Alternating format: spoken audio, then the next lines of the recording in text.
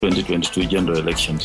Now, Norwegian Karsten Warholm and Jamaican Elaine Thompson-Herah were named World Athletics Athletes of the Year on Wednesday on the back of astonishing seasons. Warholm won the men's award over fellow Olympic gold medalist Joshua Cheptegei of Uganda, Ryan Crozer of USA, Mondo Duplantis of Sweden, and Eliud Kipchoge of Kenya. He smashed the world record at the Tokyo Olympics. This is Newswire. I'm Dennis Arseto.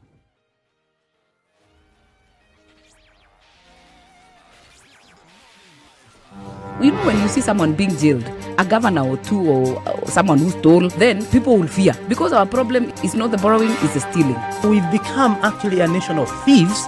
The only thing we lack is an opportunity to steal. The guys who quote the Bible and say I'm a Christian and all that, and you know they're thieves. Return what you have stolen 4 times. If you know that you have property or anything that you have stolen, just return and say, my God does not allow me to hold stolen things. We are also a reflection of you, because you elect us. You know, we don't get into our office by ourselves. We are a reflection of the people who elect us. We don't want to go to the streets. We have a constitution that enables us to assert our will. When the legislature are now being taken as hostage by the executive for whatever reason, we are now bound by what they want us to do. This is just outside the realms of reality. We have impunity written into the DNA of our political class. How old were you when you learned that Jeshi la Wokovu is Jeshi la Wokovu? I can't say it very well. You know, Jeshi la Wokovu. And everyone knows.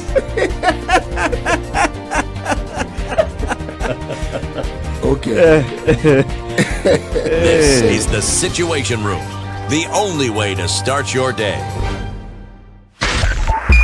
SpiceFM, Nyeri. All right, what are we looking at? It's Thursday, and it looks like people are waking up to a little bit of traffic. The nightmare that was on Mombasa Road yesterday morning, hopefully we will not repeat that, and it will be a dream today. But it's all a wait-see kind of situation. We're looking at traffic already building up right that Syokimau area, going then towards the SGR.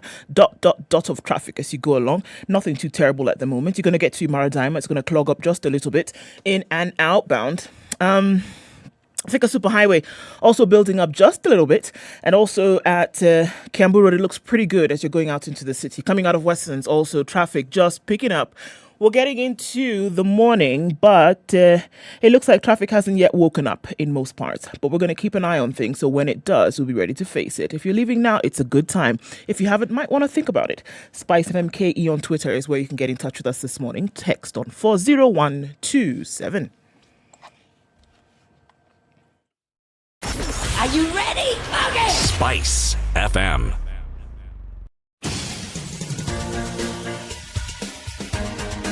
This is the Situation Room, the home of hard-hitting political commentary and penetrating insights about the state of the nation. This is a talk radio experience like no other. The Situation Room, a place for hard truths, debates, and elevated conversations. The Situation Room, witty, political, engaging, deep, controversial. In the room, we have C.T. Muga, researcher, academic, seasoned political observer, a fountain of wisdom in these politically uncertain times. Ndu Okoh, Nigerian by birth, Kenyan by choice, communications expert, Pan-Africanist, a truth seeker and believer in people power, and Eric Latiff, agent provocateur, the man in the chair, seasoned journalist, news hound, a man who believes in punching up, not down. This is the Situation Room, the only way to start your day. All right, it's 9 minutes after 6. How are you doing? Welcome to Kenya's biggest conversation. It's the second day of that month, December. Did you see all the memes that came out yesterday? My goodness. On December? Yeah? City? Yes? Did you see the memes? I did, but December doesn't excite me at all. In fact, December, I dread December. I dread it. Hiyo ndio shida ya kuwa sponsor. I dread it because it is a very short month, and then it's followed by a 1 month which has 3 months in it, January. Have you read the story of the Grinch who stole Christmas? Yes, I have. Christmas, whether it was stolen or not, you know, the time Christmas was fun was when I was a child. As an adult, That's what I'm telling you. Hii ndio shida ya kuwa sponsor. All those people who are doing the memes are all expecting the money to come from somewhere. Enter somewhere. CT Muga. Yes, it's a little detail, isn't it? This is the month. This is the month. When you go out, to take trash outside, you find yourself in Naivasha. And you've been there for 3 days. Taking out trash. Coming back. Or you just go out to buy groceries. Come back with the groceries at 2 a.m. There is something. Start asking the nyanya, nilikununua ama nimepewa. Kwa nini umekaa? Anyway, the truth of the matter is December, this particular Christmas, given that last Christmas or the last Christmas season, this Christmas season of last year was no season at all. Yeah. There's the element of compensation which will lead to overcompensation. Now that is what I dread. So that's what you're looking at, huh? That's what I dread. You can see it. Now I can see it, and also I can see January. And kwanza this time, it's just 10 days of school closure and bang. Yeah, closing on the 23rd, maybe home, and most schools 24th. You're home a day before Christmas. And the week later, you should be then planning how you're going back to school. So New Year's Day is the 1st of January, and the 2nd is Sunday. Schools are opening on the 3rd and 4th. When they open on the 3rd, that's what term?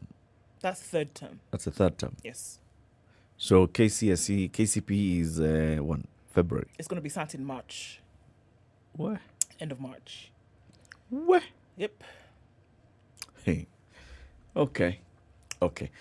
Welcome to the conversation. We'll talk about very many things today. Just keep it right here. We'll have the KQ MD and CEO, Mr. Alan Kilavuka. KQ is in the news lately. Today, it's in the news. What are they saying on Business Daily? They are saying Kenya Airways employees push for full salary. But we'll be talking about that in the newspaper headlines, and Alan will be here to tell us, so what is it? Can you pay them? Then we saw the president the other day talking about how Kenya Airways and South African Airlines are going to come together. And in fact, he and the president of South Africa are witnessing the signing of some deal. At 8 o'clock, we'll talk about election coverage as journalists. How do we cover the elections? But COVID, 76 people tested positive for the disease. This is from a sample size of 4,853 tested in the last 24 hours. Positivity rate now at 1.6%. Total confirmed cases in the country now at 255,164. Cumulative tests done so far of 2,839,918. We got some more vaccines in the country now, throwing that number up to 14,120,000 on the nose. Question is, how many have taken this up? Just about 50% of the available vaccines have been administered. Are they giving statistics of the under 18s who have gotten the Pfizer jab? Not just yet. What they're giving us now from the Ministry of Health, rather, is county by county who has received what. Okay? 76 people got tested positive, like I said. That number reduced from the day before that. So the call still remains for people to come out and get vaccinated. So now we're looking at what the Ministry of Health is calling a potential problem, that we now have many vaccines in the country. The uptake continues to be low. The question is, so why are we not coming out to How get many have we vaccinated? received so far? 14,120,000. And how many have gone for the vaccine? Just over 7 million. All right. 10% of the population has so far been vaccinated. 56% of that have received... 10% of the adult population? Yes. Okay. 56% of that have received the total dose. Did I lie? No, I didn't. 56% of that number has received, both shots in the event that they need to. Well, not now. Okay. That includes plus those who are taking the one-shot vaccine of Johnson & Johnson. So still a huge number of vaccines out there. Come out and get vaccinated. Or have Dr. Kwale and his team say, all right, guys, is it time that we thought of taking the vaccine to people? Is it time that was considered? Door to door. Yeah. The same way, because look, in terms of capacity and the network, it's already available. They do it with polio for children of school-going age, and even those who are not in school, they find their way 2 by 2 to your doorstep. And this is across the country, guys. We're not talking about polio vaccinations having happened just in Nairobi, but we're talking about across the country, that the 2 by 2 pair of going to vaccinate children took place. I think the way they've polio. been doing it is sufficient if there was sufficient information. Because they're going to churches, they're going to local chiefs camps, they're going outside of the health facilities. Private sector is partnering and saying, we're going to, because I mean, a day doesn't miss where I get 2 or 3 of those, sheets, graphic sheets where it says vaccination drive here, another one here. And, then you pass it around to people to go and get it done. So is there not enough of that happening, or is the medium the wrong one? Because then the people that you want to have vaccinated don't have access to that digital media. Even private individuals are getting involved. Yeah. In trying to see how best people can get vaccinated. Yeah. But as Eric puts it, the key kink in this particular situation is information. Do you really honestly think that even with all the naysayers, if people knew exactly where to go and were assured of getting a vaccine, more would not go? They would go. No, many more would. Many more would. I think also... It's actually, this thing is available in Nairobi, outside of Nairobi in the counties. My brother was telling me he's due for his second jab. He's just being told, Okoh. Okay. But we've raised this before, haven't we? That there is talk about this thing having been cascaded to the counties. Okay, where is it? Fine. County, let's say county headquarters, big hospital in the county, whatever, Sawa, okay. Where is it? Where can the Mwananchi get it? Are you telling me that the county systems don't have a communication network? There are communication officers in each and every county. They even have communication directors. There's a department. Those are the ones that are failing. Yeah. In Nairobi, you'll have a lot of information because there's a lot, happening within the metropolitan. Once you get outside Nairobi, it's available just at the level 4 or the level 5 hospital. Beyond that. And even then, it's not available every day. Yeah. So they have it this week, they don't have it next week, and they'll not tell you, okay, it's come. No, they won't tell you. They'll let you figure that one out. Yeah. Let's take this break at 17 after 6, Kenya's biggest conversation. We are live on our social media platforms, SpiceFM KE, YouTube, Facebook, and Twitter. Say hello. This is the Situation Room, the only way to start your day. Spice up your life. 24/7, around the world, non-stop. This is Spice FM.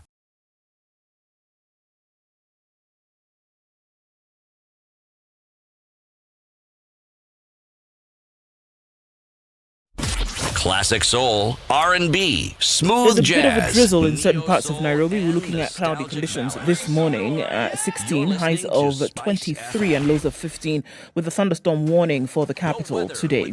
Mostly clear conditions at 12 in Nakuru, highs of 25 and lows of 12. 14 will be the low in Nyeri town, where it's cloudy and it will go to highs of 21. Eldoret is clear at 12, highs of 24 and lows of 12 today.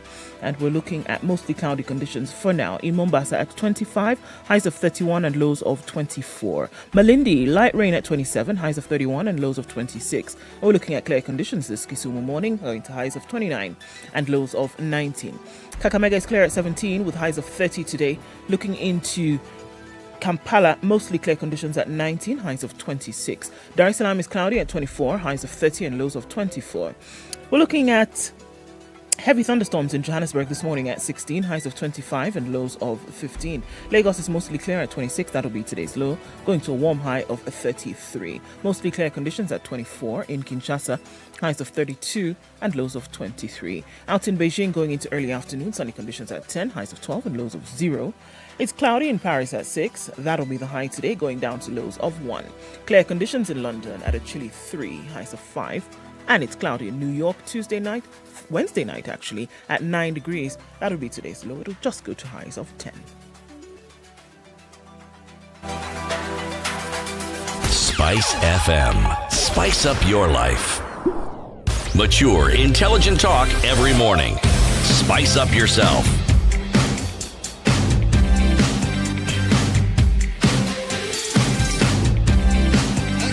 Mornings done right. 94.4 Spice FM. 20 minutes Nairobi. after 6. Check in for the count. Amos Freeman says, good morning. Happy to hear from you, Kimi Lily. Present as usual this morning, spicing up Mombasa. That's where Robertson Bogo is tuned in from. Adam Zakaria says, good morning, Kenya. Where are you? Wishing everyone a fruitful week. Stanley is tuned in from Juja Farm at the site of Mount Kilimambogo, awaiting the 4th annual State of Kisumu County address. Right. Okay. Ben Apudo says, good morning, tuned in and wondering that the 6th wealthiest nation in Africa can't even feed its people. Well, Mercelin Alala says, good morning, my people. Glad to see my former boss, CT Muga. Mercelin Alala. You get it? If you don't get it, I know who she is. Forget about it. Namswe Elisha says, morning, good people. Mko too smart. Tuned in from Mogadishu. Threats never work, especially with Kenyans. CS Muthui failed when he threatened not Oh, that thing was supposed to begin when? It's this month, eh? There's a court order. There's a court order? Yes. I'll give you that detail. Okay. CS Muthui failed when he threatened not to give GOK services to non-vaccinated Polisana. Yes, indeed. Michael Gitawa says he's tuned in, looking forward to the great conversation with the KQMD. Good morning, folks. Thanks for joining us. Karibuni, everybody. How are you doing? City, the day's proverb. Right. Alimae mtama havuni kunde. Utavna ulichopanda, ulichopanda. You'll reap what you sow. The way you make this is so interesting. My son, trying to get my son to make his bed. And so it was so interesting because that proverb came, the way you make your bed is the way you lie in it. So you want to do shagalabagala here. That's how you will sleep. So no more making bed for you. You see, if you want to make it messy, when you come back at night, that is how you will sleep in it. So my friend, you want to sleep comfortably. You're going on 9. You want to repeat that proverb for John? He had alimwaya mchana. Okay. This is dedicated to John. Right. Alimae mtama havuni kunde. Alimae Mtama. Mtama is millet. And what is sorghum? Those things always confuse me. I really don't know. I only know the difference in Luo, and even that one confuses me completely because I don't know which is which. But nonetheless, they are different. One I know is very popular in the making of beer. Okay?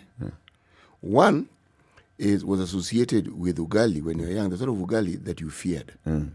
One, it's chewing gummy, okay, in nature. And then that thing, man, it lands in your stomach. It's, my friend. 24 hours. It's like cement. That thing doesn't move. It's like a python. That thing doesn't go anywhere. You can be full for a week. No, I'm joking. Okay, let's look at the papers. Standard e-paper. Remember, 20 bob daily only. Standardmedia.co.ke is a site to visit. And you get to subscribe for it, the Standard e-paper. Okay? You have access to all this premium content that's in the Standard newspaper. The physical paper, 60 bob. Standard e-paper, 20 bob. So, in the headlines.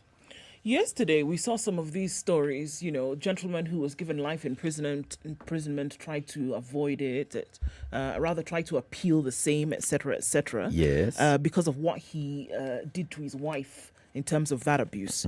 Now, the High Court has advised people to walk away from the violent partners while holding the 30-year jail sentence on Mr. Stephen Gile Thenge, who chopped off his wife's hands. Justice George Odunga said couples should not insist on staying on when a marriage has broken. Now, this came out yesterday because, you know, the appeal was coming through and we wanted to see if this gentleman would be told he could go, but it didn't happen. High Court has said they are upholding this. The tragic events that gave rise to this case might possibly have not occurred had the couple realized in good time when to walk away, according to Justice Odunga. There is no heroism in having a lunch date with death. One should know when to walk away and when to run. While there are options available in such circumstance, violence is not one of them. He had attacked his estranged wife, Jacqueline Mwende, with a panga in 2016. The court had said the appeal lacked merit. Though it added that there were inconsistencies in some witness statements, the overriding issues came out in terms of the damage that this man caused this woman. And so the appeal did not go through, and the 30-year term has been upheld. There's something I don't understand. What was the person appealing against? Well, he apologized and promised that, he would do good. Okay, got And that. What harm had he caused? He had essentially Chopped off her hands, and then this made them have to do a double amputation because they could not salvage them, and she has some she had deep cuts on her head. So what exactly The was he nurse said apologizing the brain on? was visible. Her brain was visible Yes. from that. And he was apologizing for what exactly? Well, in the moment, he was, enraged, and he was outside of himself. So, That amount of harm? Right. No. What I find... Restitution is what What he I was find seeking. here is the sheer gumption and effrontery. That you have the guts to even come out and No, say. it's the lawyers I'm focusing on. Surely, can't you advise your client and say, Baba, this one, Let's just take this one, man. this one, huh? You chop off someone's hands. The purpose was to kill her. And then you are appealing. Because she lived to tell the tale. No.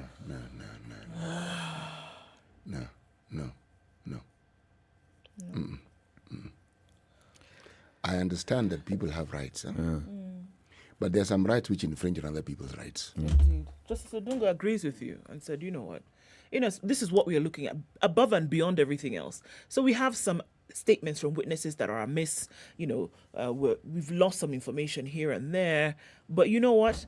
All I'm looking at is what happened to this woman. And on that alone, upheld. He had gone to court, Mr. Ndenge, to appeal the 30-year jail sentence that had been imposed by the trial court. They were saying, it's the first time, I'm a first-time offender, I don't have any other record. I don't have a record. 30 were too many. Justice Odunga told him, in fact, this carries a life sentence. So, tosheka na hiyo 30. In fact, I was going to ask the question, why did they just give him 30? Because I mean, what life is this woman going to have? It's going to be very difficult. I mean, the untold scarring that they had on her children, who were begging the father to open the door at that time so they could tend to their mother. That scarring that has on the children is not what is going to be able to be fixed even by this jail term.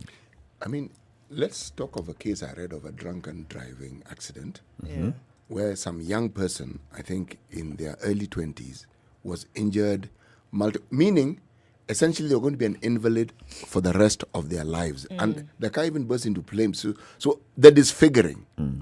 So now, the motor industry, the people who manufactured that car, were the ones who were to share the blame because a fault had been recognized in that particular model of car and they'd never addressed it. So now there was the issue of what was due to the young lady who had been injured. It was in the hundreds of millions of US dollars. And somebody appealed. So I remember reading the story, somebody asked, so when you're appealing, so what do you think this lady is going to do with this money? Make her hair, go for what? What do you think? Do you really think this money can actually return what this lady has lost? Yeah. What is adequate compensation for someone's life? There isn't. No, there isn't. There's never really justification. Remember the man who is alleged to have killed a BBC reporter? Yes. And his name is Tamati Mauti. So they say. 29-year-old. Apparently, people know there's this gentleman. No, people who went as Tamati Mauti. What does he do for a living? He is a photographer and a videographer. He worked in the creative industry. He's self-employed. Yes. No, he actually worked for an agency and then he went into creative. They say so vivacious was Mauti that he never got tired of socializing and smiling that he earned the nickname Bwana Raha. Family and friends eulogized Mauti during a requiem mass in Karen before his burial in Ongata Rongai. Speaker after speaker said Mauti was hardworking and determined to do better as a videographer and presenter at Christ is the Answer Ministries Church in Karen. They said everybody in the church, including the clergy, knew him by name and character. So open was Muthui about his plans that those close to him knew he and his university sweetheart Michelle Akinyi would be wedding at the very church this month. At no point did he miss midweek prayers at the church as long as he was in Nairobi, they said. Muthui, a producer and graphic designer, hit the headlines 2 weeks ago for his alleged involvement in the death of BBC project manager Kate Mitchell, who was found dead in her room at Avis Styles Hotel, Westlands. The life was cut short barely several weeks to his 30th birthday. Preliminary investigations show that he followed Mitchell to her hotel room, where a dispute followed. Mitchell then pressed the alarm button. This, according to police, alarmed Muthui, who killed her before jumping to his death from the 8th floor room. This thing makes sense to you, Eric? It still doesn't. It doesn't. Initially, I had very many questions about them and somebody called Tamati Muthui. I was like, But now it appears that people really know him. He was born in 1992. He joined Kiambu High School after his primary education, where he attained a B+. In his KCSE, he then joined JKUAT for a degree in maths and physics. He ditched the course, joined USIU Africa to pursue international relations and journalism. Until his death, he was the head of communication at Ademba Otieno Pan-African Hub for Higher Learning. Something in this story just doesn't add up. That is the character that people are describing as the person they know. Now explain him leaving his fiancée, whom everybody knows, in her room, going to the bar, following this woman into her room, and then woman presses alarm. So he panics. He jumps out panics. the window. No. He panics first. Did he kill her first and then panic, or did he panic and then kill her, then jumps out of the window? He jumped, then he panicked. No. Either this story is being told wrongly, but as it's currently being presented, something doesn't add up. Something is not... Something doesn't add up in terms of, so she went and rang the alarm. The story of this person, what is it in this person's story? What points to him having the sort of personality that would do that? There's something that's not adding up. No. Something here is not adding up. No. Was this a front? Did he present one image to people all these years, and yet he was something else? He was somebody else. Was he doing this job that everybody else knew he was doing, and yet there was something else he was doing? You don't know. Well, the way this story is presented, it's raising these questions. Yeah, it basically just points you to that direction. Yes. That this Tamati Muthui that people claim they knew is not the Tamati Muthui. That turned up dead. Yes. It's a different person altogether. Let's take a break. 27 minutes to 7, Kenya's biggest conversation. It continues shortly. Good morning.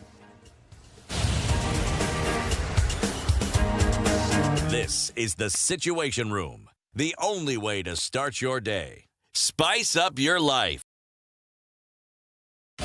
24/7, around the world, non-stop. This is SpiceFM. Hello. Halo, umesikia? Nimesikia nini? Hujasikia habari? Hebu acha nikuambie. Kile kimetokea. Hello?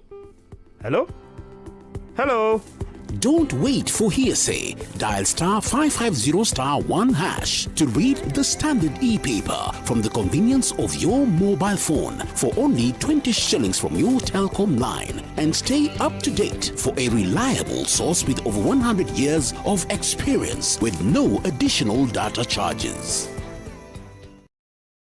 All right, so we're looking at traffic this morning, and it's now starting to build up in certain parts of the city. Okay, so what are we seeing now?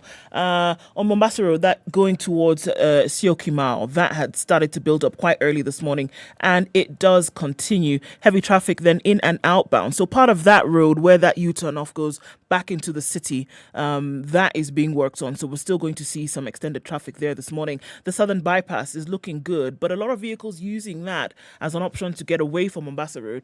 And so that's clogging up just a little bit, but not too bad. All right.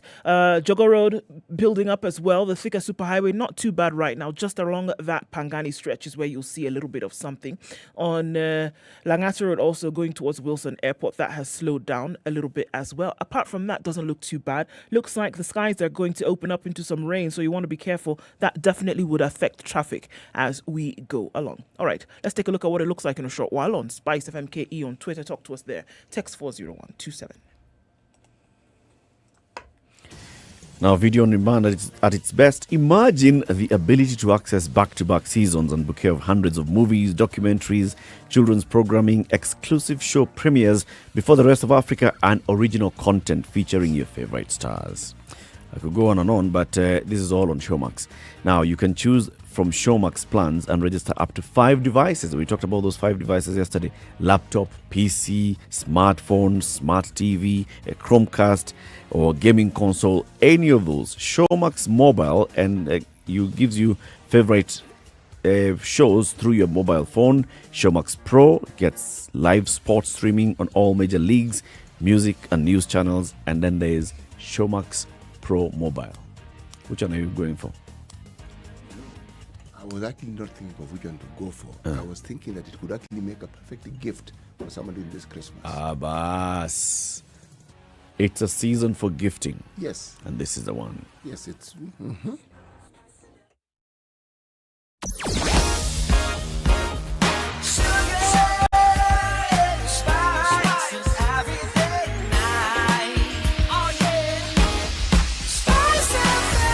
Spice up your life. Mature, intelligent talk every morning. Spice up yourself. 24 minutes. Yes, it is. What's on the Business Daily? What I was looking at here is something interesting. Kenyans living abroad spend, listen, this is what they spend, 2 billion shillings monthly on sending cash. It costs them 2 billion shillings monthly. The Central Bank of Kenya conducted a survey on remittances.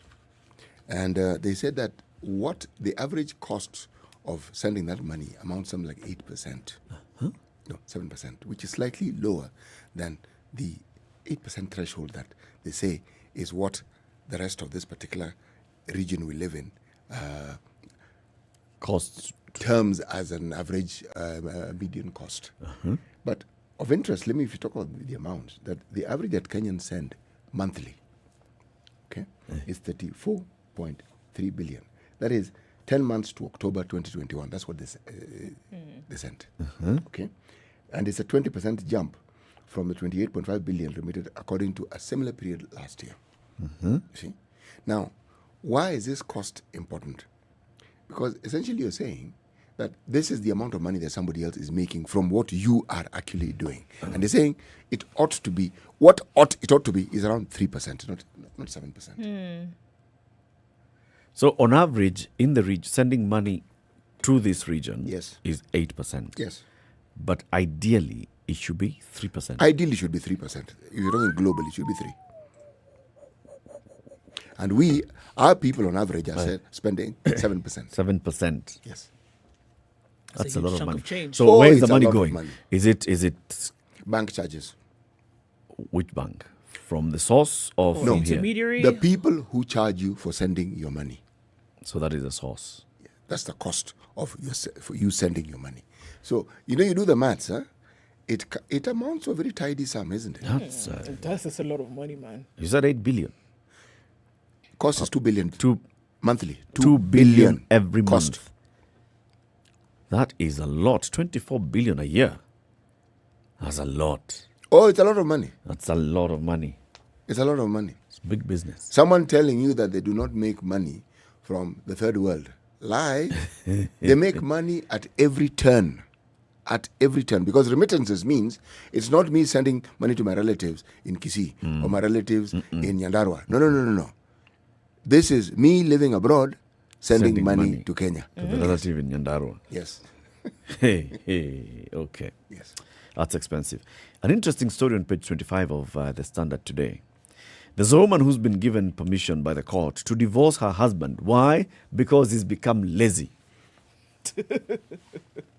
Okay. Sorry. The High Court has allowed a woman from Uasin Gishu County to end her 24-year marriage on grounds that her husband is cruel and lazy. She was allowed to exit the marriage after convincing High Court Judge Eric Ogola that the man she married when their love blossomed has claimed to have received a calling from God and had stopped working. Identified as EJL, the woman sought divorce from her husband, BKK, in a petition filed in 2008. A year later, the court served BKK with a petition and a hearing notice. EJL told the court that she was married in December 97 at a church in Iten and suffered cruelty from her husband for more than 10 years after the marriage. The petitioner avers that after their marriage, the respondent began to be cruel. He refused to work and claimed he had been called by God. He sold the belongings to the petitioner by force, claiming that it was bearing his name and not hers.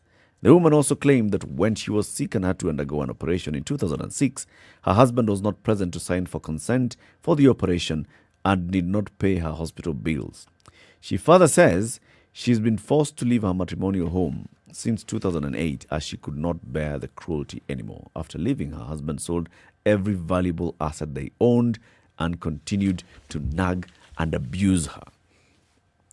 The man neither opposed the petition by filing a response nor attended court sessions during the hearing of the case. He was served. He was still busy.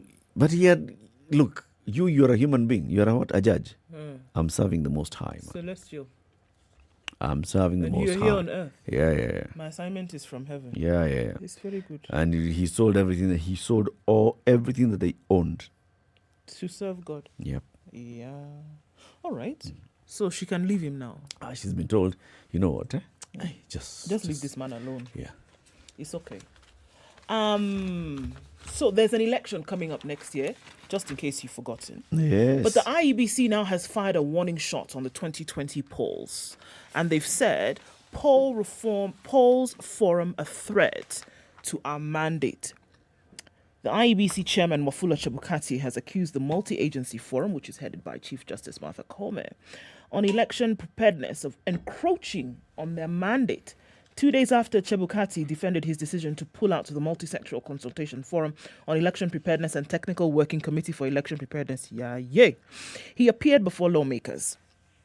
Speaking before Senate's Justice, Legal Affairs and Human Rights Committee yesterday, Chebukati said the committee's terms of reference require the IEBC to report its undertakings yet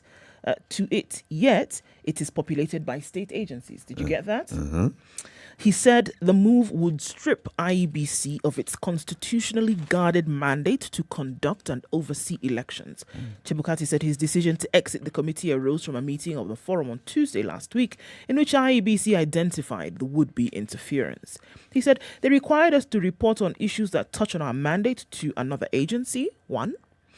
But we are working with the relevant agencies through other mechanisms. His response was seemingly forced out of him by fellow Commissioner Irene Masit, who insisted the IEBC tells the Nyamira Senator Okongo Omugeni-led committee if he had been issuing briefs to the task force. So during yesterday's meeting with senators, I'm skipping a little bit, IEBC Commissioner Abdi Guliye said the agency had received financial support from the Treasury to carry out the second phase of the mass voter registration. The youth don't seem eager to register as voters. Some of them who told us it was because they don't see any changes in their lives. But we hope to capture more voters, especially those who may have gotten identification cards between now and when we open the second phase. So they're going into the second phase of voter registration. That has been agreed to. So IEBC says, look, you guys are encroaching on our mandate. We have the responsibility to carry out and oversee elections. But now you're basically asking us to report to you, and we already have mechanisms set up in order to do this. It's almost as though we're being micromanaged. We don't like it. Chebukati says, I'm not a part of it So this is the one that's chaired by Chief Justice Martha Koome. Who also, remember, she also got some flack last week when she was told, how can you be involved in this same committee and at the same time you have another role which would directly interfere with this? So many issues here. So Chebukati says, no. Okay, I can't so be part of this. Here's the question. What is this committee supposed to do? What is it doing?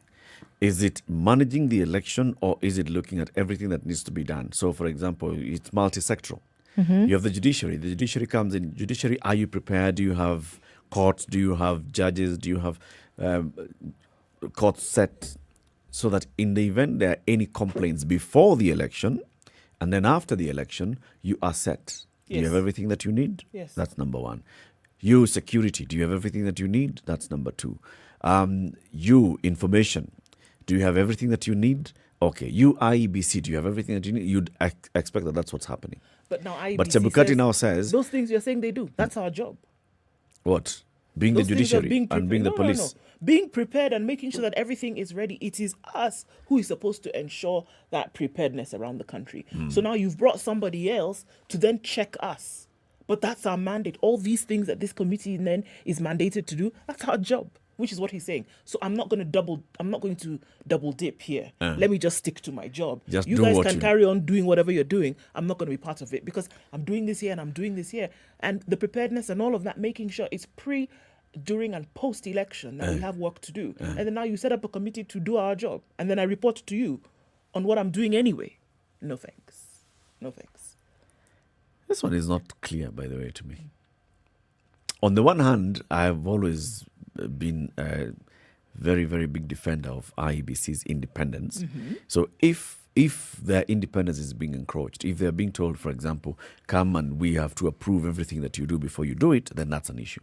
However, if it's working together around a table and saying, I need police officers, and the person who's in charge of security says, all right, how many do you need? I'm going to organize that. And then the other one says, you know, the last time we faced this number of challenges when we had election petitions that we had to deal with, we had X number of petitions that were lodged in the country, and our officers had to prepare all this material for each of those. And now we had a challenge, and this time we'd like maybe to work this and the other. And then the judiciary says, okay, let's see how we can work around it. That is a multi-sectoral approach. But this is exactly what Chebukati is saying, and I'm going to read it again. He said, this move strips, and that's the word that he used, strips IEBC of its constitutionally guarded mandate to conduct and oversee elections. He says his decision to exit rose from a meeting Tuesday when basically he was told of the approach that the committee would be taking, and he cited this as interference. In other words, micromanaging. You're checking us on everything that we're doing, and we are independently mandated by the Constitution to do these things. But now you're coming to check us. So the committee is overstepping. We don't like it, so don't include me. I'll walk out. He has walked out. Yeah, he's done. Good luck to him. The Treasury, the National Treasury, right?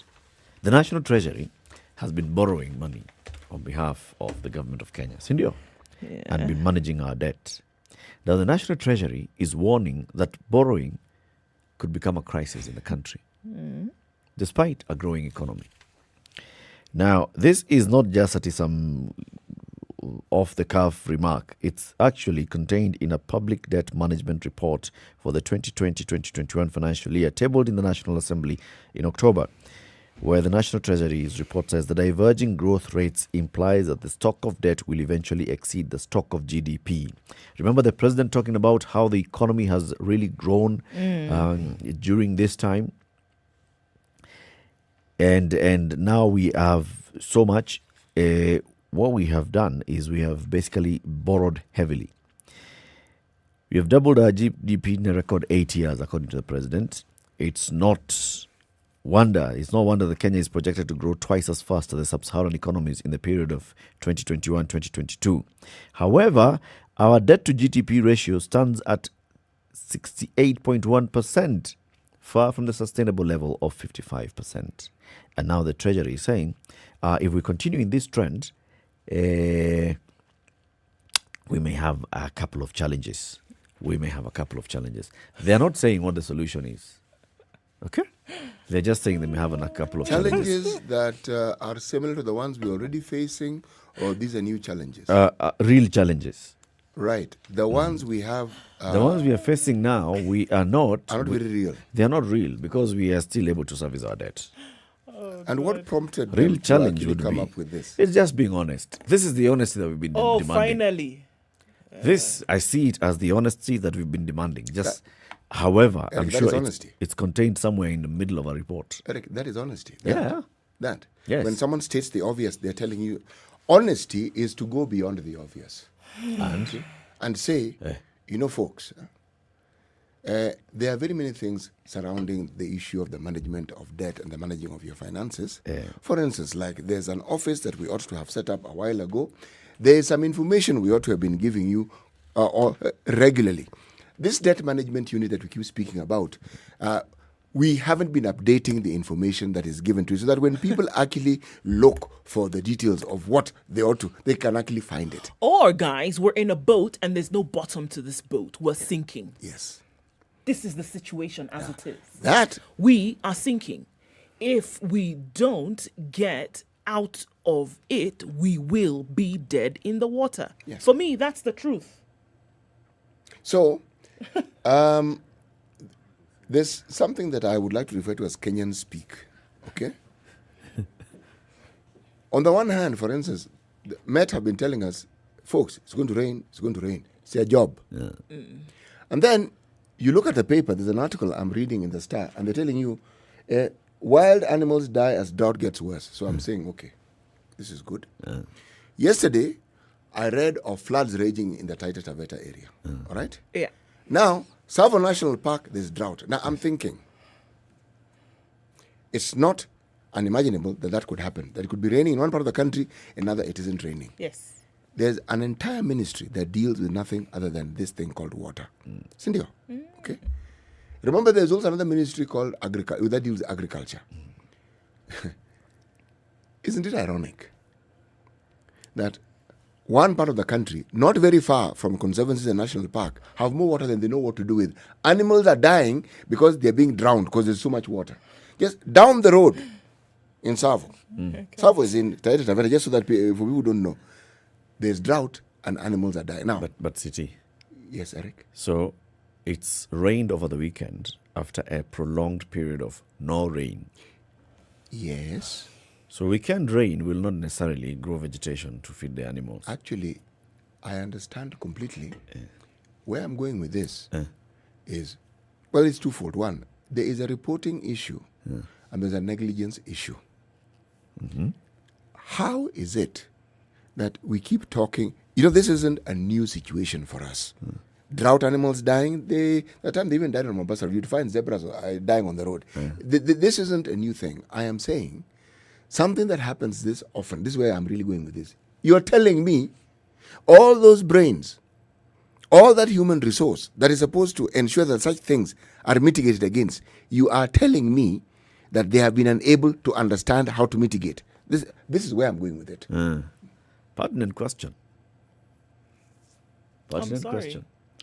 We live on the same planet as other countries who are being able to thrive and have robust agricultural schemes, and the countries that we speak of are 90% desert. Same planet, same humans who are able to make it work.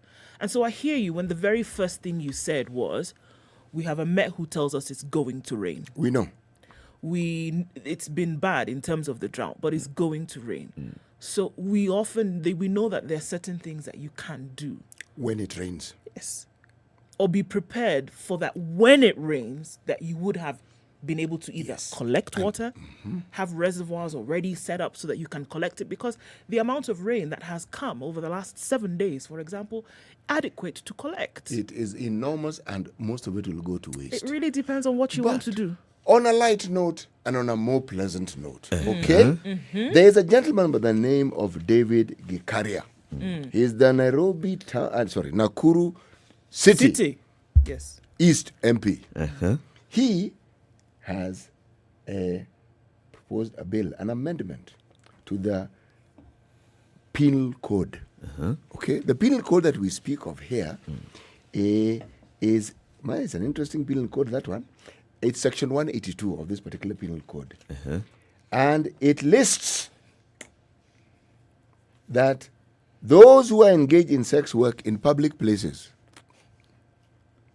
beggars, drunkards, causing a breach of peace, people who are idle and disorderly. Now, but that law covers, so sex work, idlers, drunkards, all of you, public play, all of you.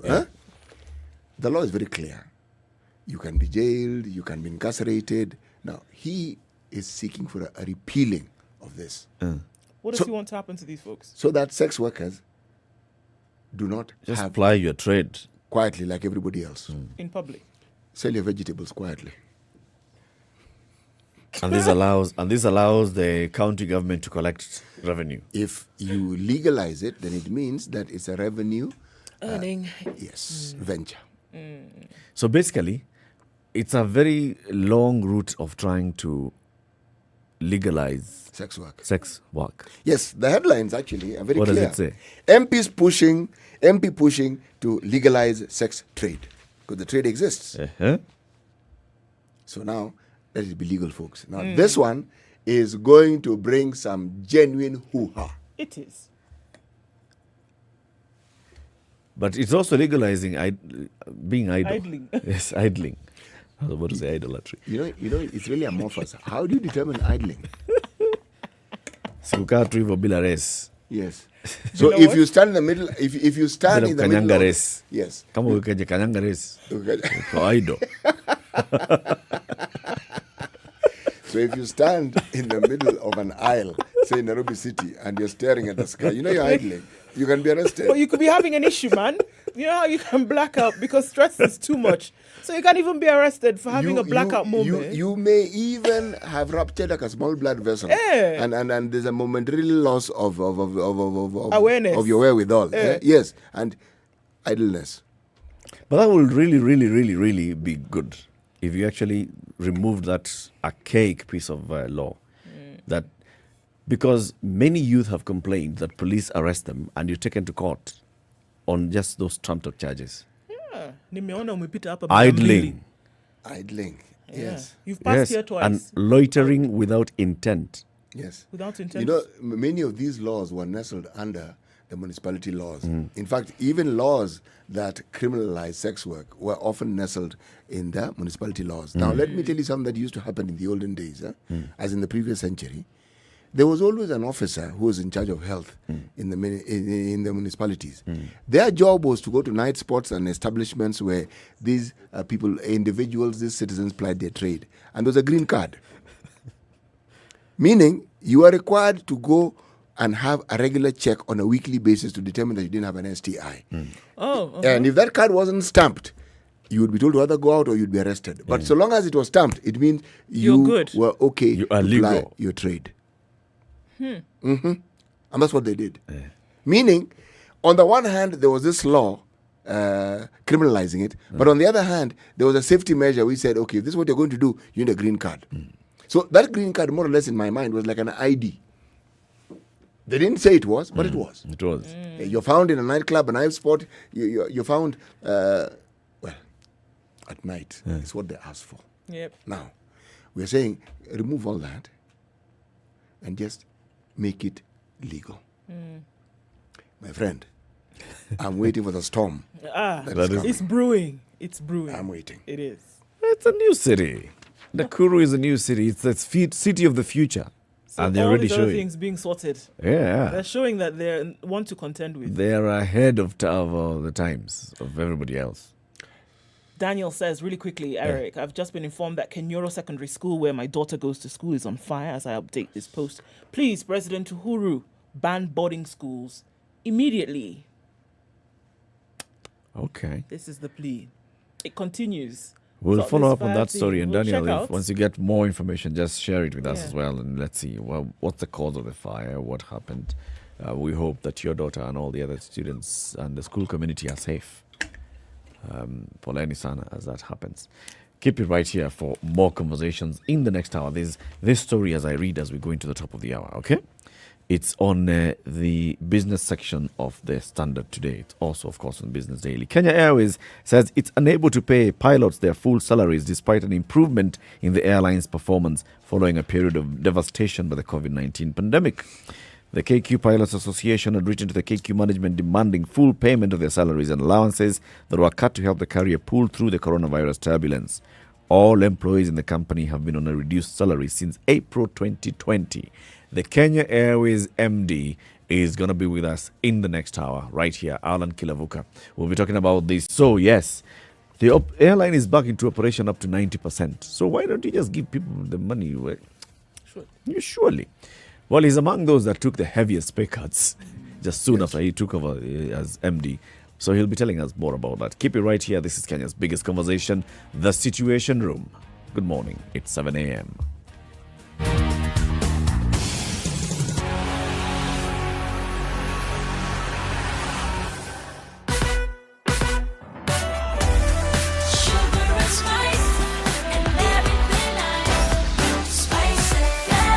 spice up your life.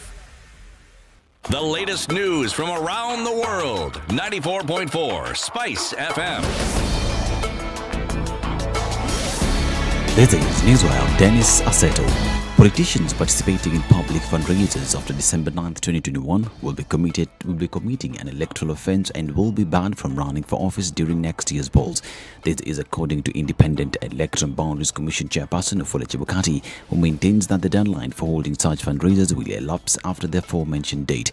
Any aspirant going against the order, Chebukati says, will be in breach of Section 26 of the Election Act and will be barred from participating in the general elections next year.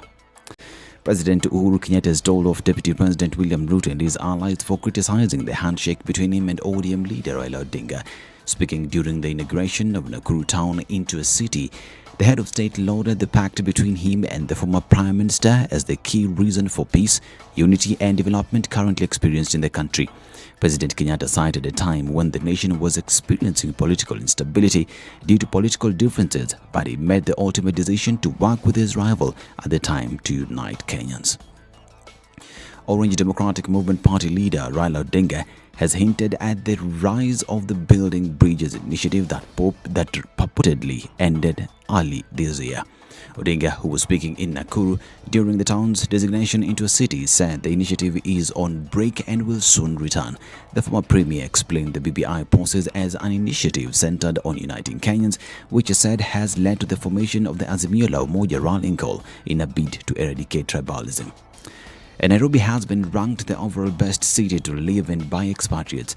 According to Internation's Expert City Ranking 2021 report, Nairobi is the world's 12th best city behind Kuala Lumpur, Malaga, Dubai, Sydney, Singapore, Ho Chi Minh City, Prague, Mexico City, Basel and Madrid. Johannesburg is Africa's worst and 55th out of the 57 world cities which they surveyed. The respondents rated aspects of urban life abroad mainly categorized into 4: quality of life, ease of settling in, personal finance and working abroad. Experts rank Kenya 10th under the leisure options subcategory, while in terms of feeling at home and friendliness, Kenya was ranked 19th. Now, teachers will now be required to log into the TSC portal to apply and obtain approval for their annual leave. The Teacher Service Commission has announced that teachers can start using the automated process to apply for leave. The Commission provided a link to the portal which requires the teachers to input their TSC number, ID number and mobile phone number. They'll then receive a code to log them into the portal where they can proceed to apply for leave. Now, Kennedy Muyundo, a businessman from Kitale who in July mistakenly shot a woman he thought was policewoman Caroline Kangogo, has died. Trans Nzoia County Criminal Investigation Officer Francis Kihara confirmed the incident, saying he was found dead at his Kiminini home. He said assorted drugs and juice were recovered from his bedroom and will aid the investigation officers to establish the possible cause of his death. His body has been moved to Cherangani Nursing Home mortuary awaiting a post-mortem. The mother says her son, who is married with 3 children, lived alone at the time of his death. And refugees in Kenya have welcomed a new law that gives the country's 500,000 refugees better access to education and work. The law comes as Kenya plans to close 2 of the region's largest refugee camps, which are home to more than 400,000 people. The ability for refugees to participate in Kenyan society has also been welcomed by the United Nations High Commission for Refugees. The agency's spokesperson in Kenya, Eugene Bion, said this will make the refugees feel valued and dignified in their new homes. And Nairobi detectives are pursuing 3 men believed to have been involved in a foiled robbery attempt at Shauri Moyo. The 3, police say, were part of a 4-man gang that managed to gain entry into a residential house at Juakali area at 10 p.m. before stealing 3 mobile phones and a 43-inch TV. The robbery was cut short when a neighbor raised alarm after noticing the gang terrorizing the house occupants. Fearing for their safety, 3 gang members escaped, but 25-year-old Ian Otieno was adamant on not leaving the TV behind, and that would prove to be his undoing. This is Newswire. I'm Dennis Aseto.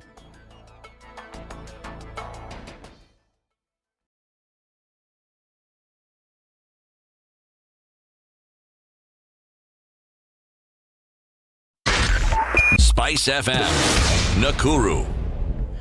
It's building up on Mombasa Road this morning, getting out into the city. We're seeing some movement on the southern bypass as well, but that's not too crazy. So you can use that as an option to get into the city today. A little bit of a drizzle in Nairobi this morning, so that slows things down considerably. But we're still seeing that Imara Daima nook on Mombasa Road is where we'll have some issues today. Spilling out then towards Embakasi on North Airport Road, not too much traffic today. It's moving along slowly. We're not at a bumper-to-bumper situation just yet, but we'll see what happens in about half an hour. In the eastern part of the city, going towards the Donholm interchange and then out towards Manyanja. Not too bad. That seems to be moving in that whole outer ring area. Wilson Airport is when you're going to see a lot of movement on Langata Road today. Not quite sure what's going on there, but in addition to the construction, slows things down just a little bit. It has picked up on the Thika Superhighway as well, getting into the city, and we're seeing that Kiambu Road is quite something as well. Waiaki Way coming out from Westlands, use the Red Hill Link Road, get out of the city in order to get back in. So what we're looking at today, and Huru Highway, of course, is picking up as well. Okay, where are you stuck if you are? And where are you finding a good route that others can use as well? Talk to us on SpiceFM KE on Twitter. Text on 40127.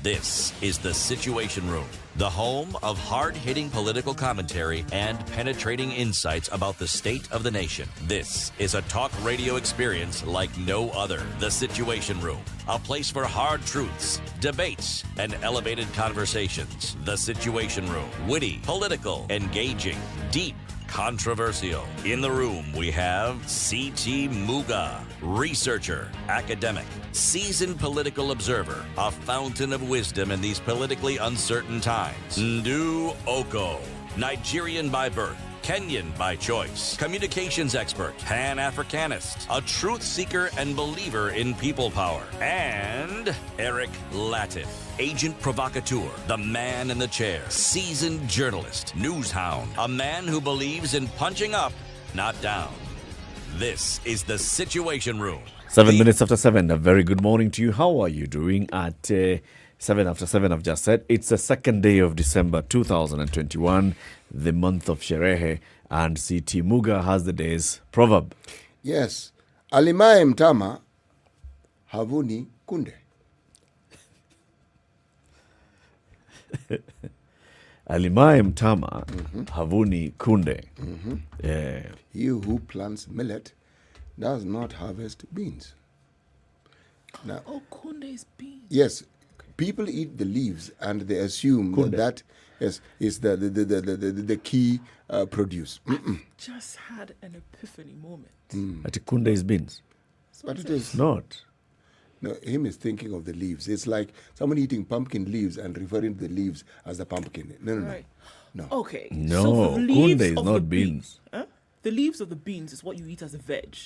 You know this man, I don't know where it is he comes from, but clearly. Kunde, Alan, is kunde beans? No, I don't think kunde is beans. All right. When you see the beans leaf, is maragwe. Yes, but when you see the leaf of a kunde, is that the only product that you get from the kunde? No, but the other thing that you get from the kunde is not beans. What do you get from it? It's the other thing that looks like beans. Oh gosh. Okay, lentil. It's lentil. Yes. Let's go with lentils. Yes, Right. And it's actually lentils. Are they not beans? We could go into a very, very deep conversation about pulses and lentils. And let's stick with the peas are beans. How about we stick to the original point, which we get very clearly? Yes. Which is that you reap what you sow. Yes. Yeah. You know, proverb wouldn't be a proverb if it didn't elicit a little debate, would it? Surely. Yeah? Kunde, marage, pojo, mchicha, kamande. All right, we're going on that road. We are heading there. Alan Kilavuka is the Group MD and CEO of Kenya Airways. He joins us in the studio. Good morning, Alan. Good morning, and thank you for having me. Good to have you in the show, in the studio finally. We've had conversations with you, but it was a time of turbulence when you were up there and you were down here. Yes. Now it's good to see you down Yeah, to earth. It's good to be here. Very nice studio, by the way. Fantastic. Repeat that, I mean, for everybody to hear. Very nice studio. Fantastic. It's almost as good as my office. The man has really monsieur. He has complimented his office nicely. Kabisa. So, Alan, we usually call that the hot seat. Okay. And where you're seated now, because you're in the airline business, what do you call it? The jump seat. The one right there. Yeah, maybe the jump seat. Yes. You just call it the jump seat, right? Yeah. Yes. But Karibu Sana, Sante. You are in the headlines as Kenya Airways. Today, you were in the headlines last week when the president was in South Africa. Let's start with the most current, okay? City, I will just read that story. This is a story in, let me get it right, Business Daily. I usually get this wrong. I usually call it Daily Business. Oh, no. And this is what they have written. It's a nice picture of you, smiling. But what I'm about to read may not necessarily cause a smile. Kenya Airways employees push for full salary. Kenya Airways employees led by the pilots union have demanded reinstatement of their full salaries in the latest staff standoff at a time the airline has started recovering from the COVID-19 disruptions. Yes. That is what we have in So the pilots are leading that push. Yes. For reinstatement of full salary. Yes. And leading on behalf of the other employees. Yes. The chief employee is Alan Kilavuka. He's here. When we first spoke with you, I mean, you had just taken up the job formally, formal appointment, and the first thing that the board asked you to do is take a pay cut. Now, from what we are reading, it means that since that time to date, you have not reinstated the full salary of the employees, or is there a card of employees who have gone back to full salary? So let me answer this question. You're right. Since I took over, which is in April 2020, we have always been on a reduced pay. It's not really a salary cut; it's a reduced pay. That needs to be clarified. And the employees have done a fantastic job. They've been very resilient. They have contributed significantly to the continuation of business for Kenya Airways. So yes, indeed, that's correct. And the point being here is that for us to continue operating, we've had to take sacrifices. Everybody is contributing. Suppliers, employees, and even the board contributed at some point. I know that there's that discussion there that says that employees are demanding. I think maybe we should say they are asking and they're requesting. And you rightly pointed out that employee number one, so to speak. Even I would like us to go to full pay because I have never been paid my full salary since I joined the company. And I understand the struggles that these employees are going through. So I would really, really, really like us to go to full pay. And we will at the soonest opportunity when we can afford to. And that is, I think, would be as soon as we can. So my point being here is that it's not a deliberate move to deny employees pay, and they have all the right to ask that we go back to full pay. And we would like them to go to full pay because I would, in fact, be a direct beneficiary for going back to full pay. No employee has gone back to full pay other than the people who are earning less than 80,000 because those ones are the lower cadre staff. So we decided to pay them 100% of their pay, and then it's graduated. So the higher you earn, the less we're paying. What's the highest reduction that? So today it's 30% reduction. Okay. In other words, paying 70%. Alan, where are we now in terms of many months ago when we spoke? You know, the picture that was painted wasn't really pretty. Things were not looking good at all. So I guess these questions of reinstatement of pay and etc. then is directly linked to the development of operations for the airline, right? So then maybe to understand why certain things cannot happen at the moment, it would be necessary to look at what the situation is right now. Yes. Do you have more aircraft flying? Operations getting better in terms of overheads? How is it all looking? Yes. The truth of the matter is the situation is better. That is the truth. And it is, so I keep saying, today is better than yesterday. This week was better than last week. This month is better than last month. And that's something we're grateful for. We really are happy to see that improvement. So it's improved. For example, domestic, we're currently flying at 90%. At some stage, we were at 0 in April when we stopped flying. International, we are probably at about 52%, which is also good because at some point we were flying at 38%. In fact, at some point even 0. So there is definitely an improvement. There's no doubt about it. The concern or the issue that we have is that we have a huge backlog of supplier fulfillment and even employees, and we are balancing everybody out. Suppliers have been very supportive. They've given us a lot of deferrals. For example, our lenders have not been demanding that we settle the amounts due to them for a long period of time, for all this time that we've been down. They've been very gracious. They've deferred all the payments that we're supposed to pay. And that is actually how we've been able to pay the salaries. And that's the explanation I've been giving to my employees. Say, listen, we are not paying certain amounts so that we can pay you the 70%. Right? So it's really a balancing act. I completely understand where the employees are coming from. And like I said, probably, I would like us to go to 100%. But we also have to continue operating so that this improvement that I'm talking about continues increasing. And one thing that we're happy about is that, for example, November, like I said, was 90%. That is international domestic. When you look forward into December, it's better than November. Okay? So the back to 100% is going to be sooner rather than later. Must you get back to 100% domestic and international for you to reinstate? No, but it has to be significant enough so that we are able to pay for example, fuel. You can imagine if we go back to 100% and we cannot fuel the aircraft, then we are shooting ourselves in the foot, right? Yeah. So we need to make sure, and some of the fuelers are actually asking us to make good our payments. So what is significant? When you're having a conversation with your employees, I'm sure you repeat this. We see in November we did 90, 52 domestic, international. In December you can see the projections are looking much better. In January we may be at this point.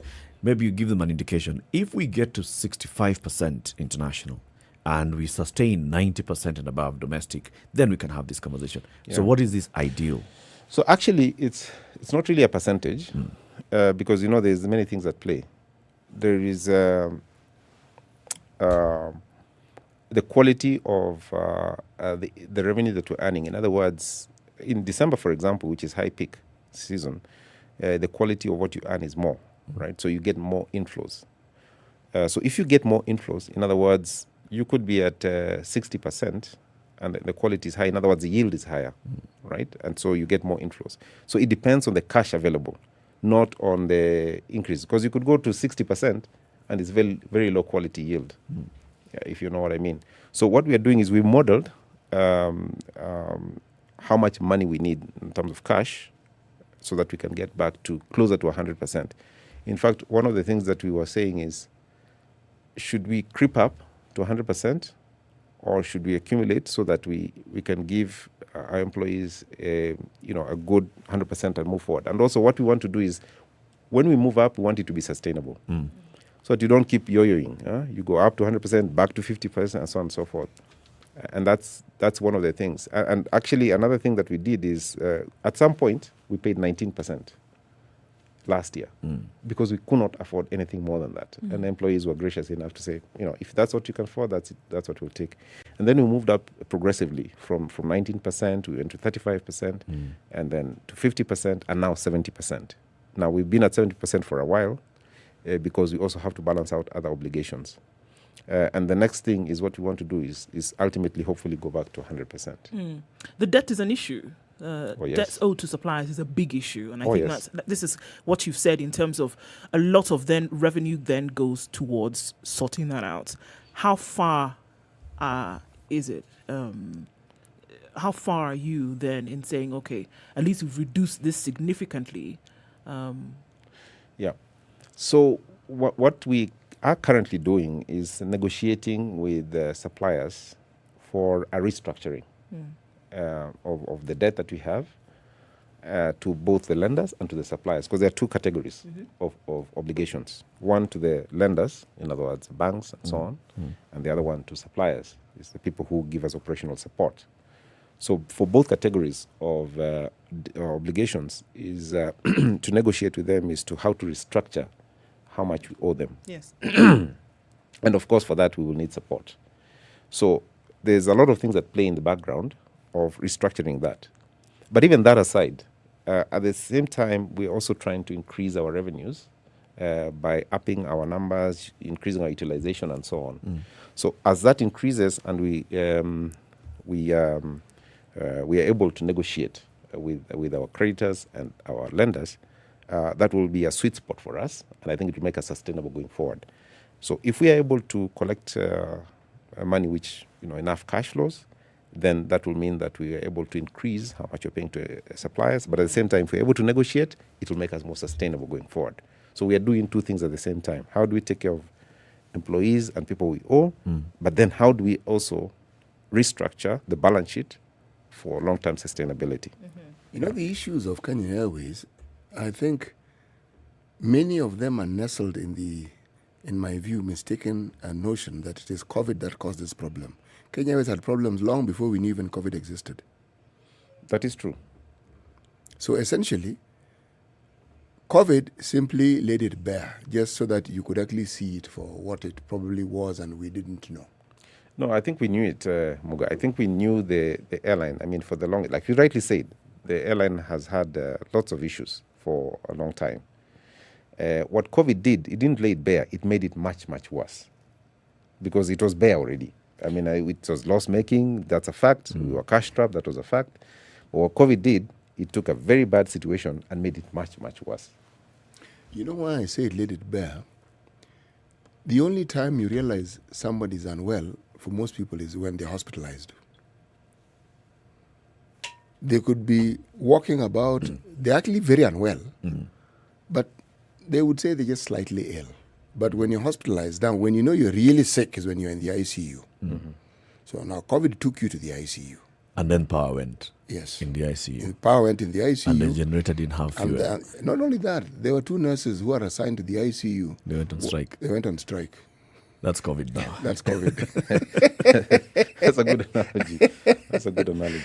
Yeah. Why do I ask this question? How is it then that the management team that you now head, what is it that you've put in place and what is it that you are doing to ensure that the mistakes that began and which were exacerbated by COVID are not repeated again?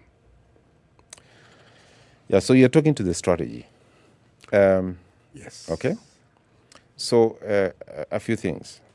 Short term, what do we need to do in the short term? We need to survive. Okay, we need to get out of the ICU. Yes. And to do that, we need to survive. So now it's not time to say you go exercising and so on. That's not the time to do that. Now that's the time to make sure that you are being treated and you move from ICU to HDU. And to do that, you need to conserve cash, which is what I've actually been trying to explain. You need to conserve cash because in airline, cash is everything. And then secondly, you need to contain your costs. Then optimize your operations so that you don't fly everywhere and lose money doing that, right? So that is our short-term strategies, is how do we make sure we survive this crisis? And I think, kudos to the employees. We've done very well trying to survive the crisis. And also, of course, support that we've gotten from suppliers, support we've gotten from government and everybody else. Kudos. Now, long-term, what you're saying, how do you position yourself strategically so that you can compete? Okay, you've gotten out of ICU, you're in HDU, now you want to move to the general ward. How do you position yourself to ensure that you can compete? How you do that is, first of all, for us, what we've done is we had a very highly concentrated risk factor. If you look at our revenues, 90% of our revenues are coming from passenger revenue. Okay. So what happens is, if a COVID happens, you lose 90% of your revenue. So what are we doing now is to diversify the revenue streams. Go into cargo, which we want to move from currently 7% to 20%. Okay. Then we also look at others. We look at, for example, we are in unmanned aircraft systems, which is drones, which we've set up. create that avenue of business. Look at the charter business, which we've set up, we call KQ Charters. Okay, so and many others that we will diversify into. For example, our maintenance, our MRO, make sure that other people are coming in. So diversify our revenue streams. Secondly is partnerships. Partnerships for us has become critical, key and critical. Why? Let me tell you. African aviation, like many things, is completely fragmented. Okay, we have a huge continent. This continent is the second largest continent in the world. We have a population which is the second largest population in the world. So 13% or 14%, depending on who you listen to, of world population is sitting here in Africa. Can you guess what the air traffic is? The percentage of the world air traffic? Wild guess. I can't even begin to guess. It's less than 10%. Of course it's less than 10%. All right. So it's less than 5%. Yes. 3%. 3%. Okay. Of global air traffic. Of global air traffic. Is in Africa. So it is disproportionate. Okay. This continent is huge in terms of landmass. So people want to travel from one place to another. Yeah. If we want to connect this continent, we have to consolidate aviation in this continent. Why? Because other people have as well. If you go to Western Europe, they have consolidated. If you go to Northern America, they've done it. So this idea of having small little airlines set up everywhere will not work. Okay? And we think we need to have a bigger scale so that it can create efficiencies and also connectivity.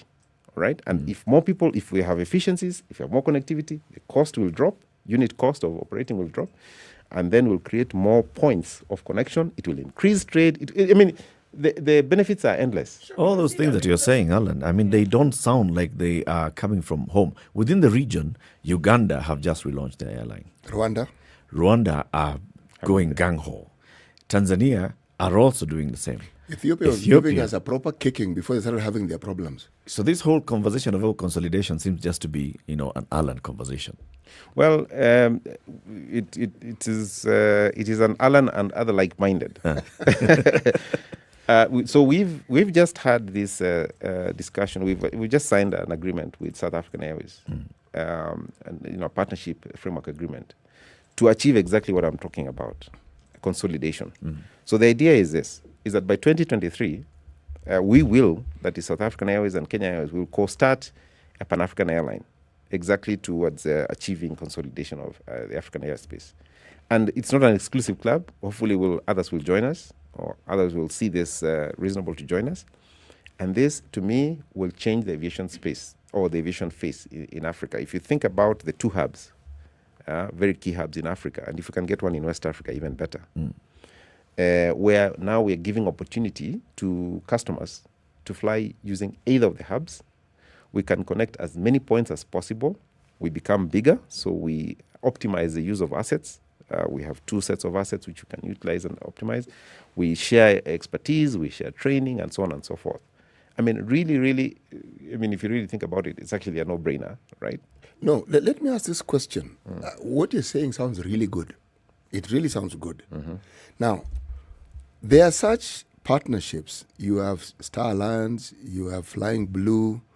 Now, do I hear you to be saying you want to go beyond this, bring in something continental? You're nodding, which means you're agreeing with me. Yes. Okay. How are you going to circumvent the nationalistic thinking that brings about so-called national airlines? This is a fantastic question. It's a fantastic one. Fantastic question. The one I asked before was not fantastic. It was good. Okay. Let us not debate about the question. Let me answer this. This is a very fantastic question. You are so right. People want to see the flag on the tail of the aircraft. And the solution is very simple. Yes, you can consolidate airlines, but keep the individual tails flying. Okay, because you have two hubs or three hubs or whatever. So you have South African flying, you have Kenya Airways flying, but then at some point, you have consolidated the operations. You've optimized the operations. Okay, so Kenyans and South Africans continue seeing their flag, and any other airline that joins continues seeing their flag. And by the way, it's not a new concept. It's not a new concept because you see that. No, it's not. This is what we see in Europe all the time. Yes. For example, if you're flying, for example, from Paris to Hamburg, you Yeah. see it could be KLM flying, Yeah. or it could Or be Air France. Yeah. flying, but they've that agreement, Yes. and then you're flying for $100. Right. But then here you're flying from Nairobi to Entebbe, and you're spending $400. Correct. I mean, Explain this further after we take this break, because I think this is where the crux of the matter is now. We saw the signing of those agreements in South Africa. We saw you starting this conversation. People need to understand. So what exactly are we saying? South African Airlines was going down. It was in the news that, South African is bust, and then Kenya Airways is going there. And people were asking, so what happens next? Alan Kilavuka, the Group MD and CEO of Kenya Airways, is with us in the Situation Room this morning at 7:30. Let's take a break, and then we'll continue the conversation shortly.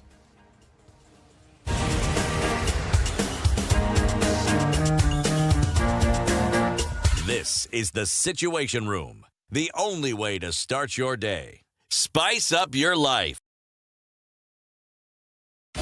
24/7 around the world, non-stop. This is Spice FM.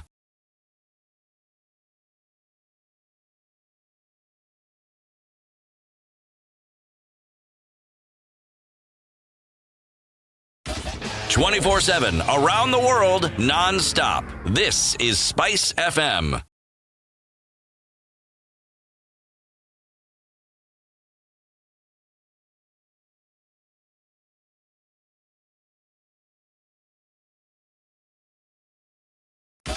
"24/7 around the world, non-stop. This is Spice FM. Hello, you've reached the Wish hotline. Your wish is our command.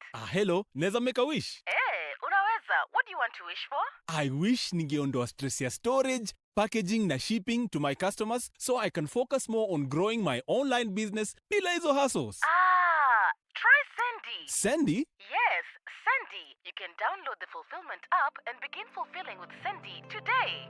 Always wishing for a solution to manage your operations? Sandy Fulfillment is here to bring your wishes to life. We pick, store, pack, and ship your orders to your customers bila stress. Download the Sandy Fulfillment app today. Do more with Sandy.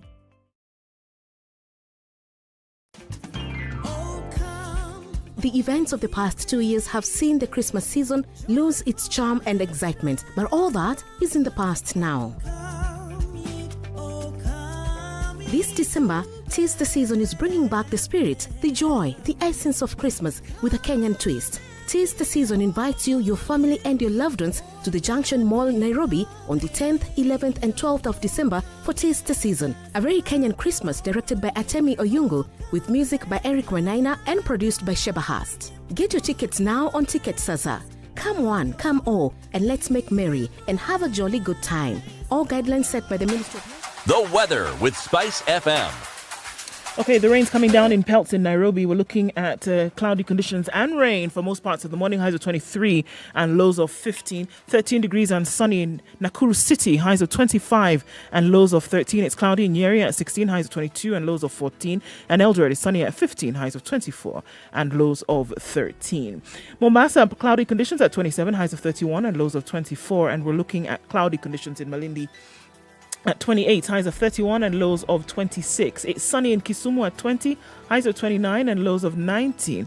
And in Kakamega, mostly sunny conditions at 19, highs of 29 and lows of 18. Kampala is sunny at 21, highs of 26 and lows of 19. And Dar es Salaam raining this morning at 25. It'll go to highs of 31. We're looking at cloudy conditions in Lagos at 27. It'll be a warm day, highs of 33 and lows of 26. And Johannesburg is raining now. Thunderstorms at Bay, 15 degrees, highs of 25. And it's mostly clear in Kinshasa at 23. Highs will be 32, back down to lows of 23.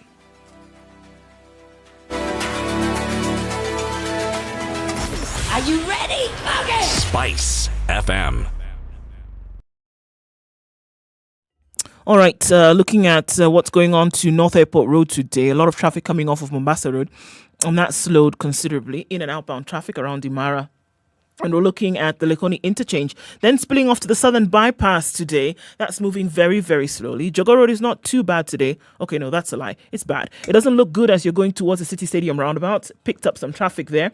And then going towards Landis out towards the Kamkunji roundabout. Uhuru Highway is jam-packed, especially around those junctions. As you're trying to get into South Sea, blocked, move along, and blocked some more. That's what traffic looks like today. Now we're in traffic hour proper. A little bit early, but we're in it. Coming off of Kiambu Road, way past the DCI headquarters today, and way past Survey on the Thika Superhighway. Coming out of Westlands, Limuru Road, absolutely cray-cray, in and outbound is what it looks like today. Thursday morning looks like it's going to be an interesting one. Talk to us on SpiceFM KE on Twitter. Please be careful, folks. It's raining. The roads are slippery. Text 40127.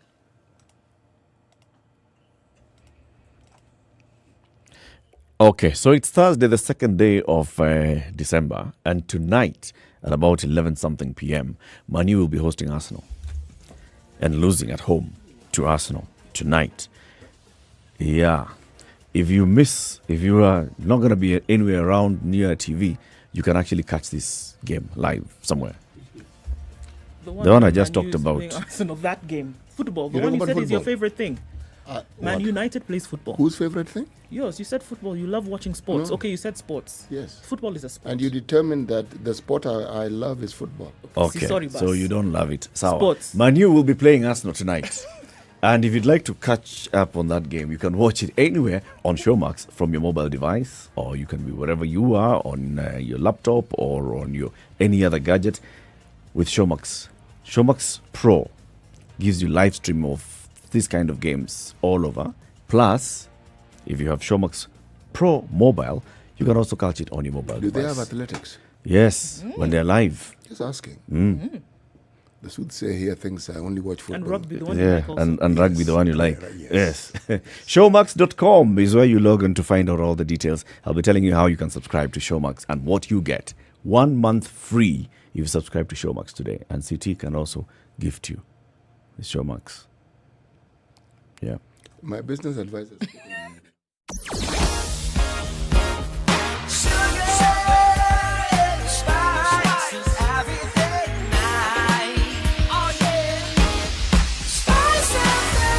Spice up your life.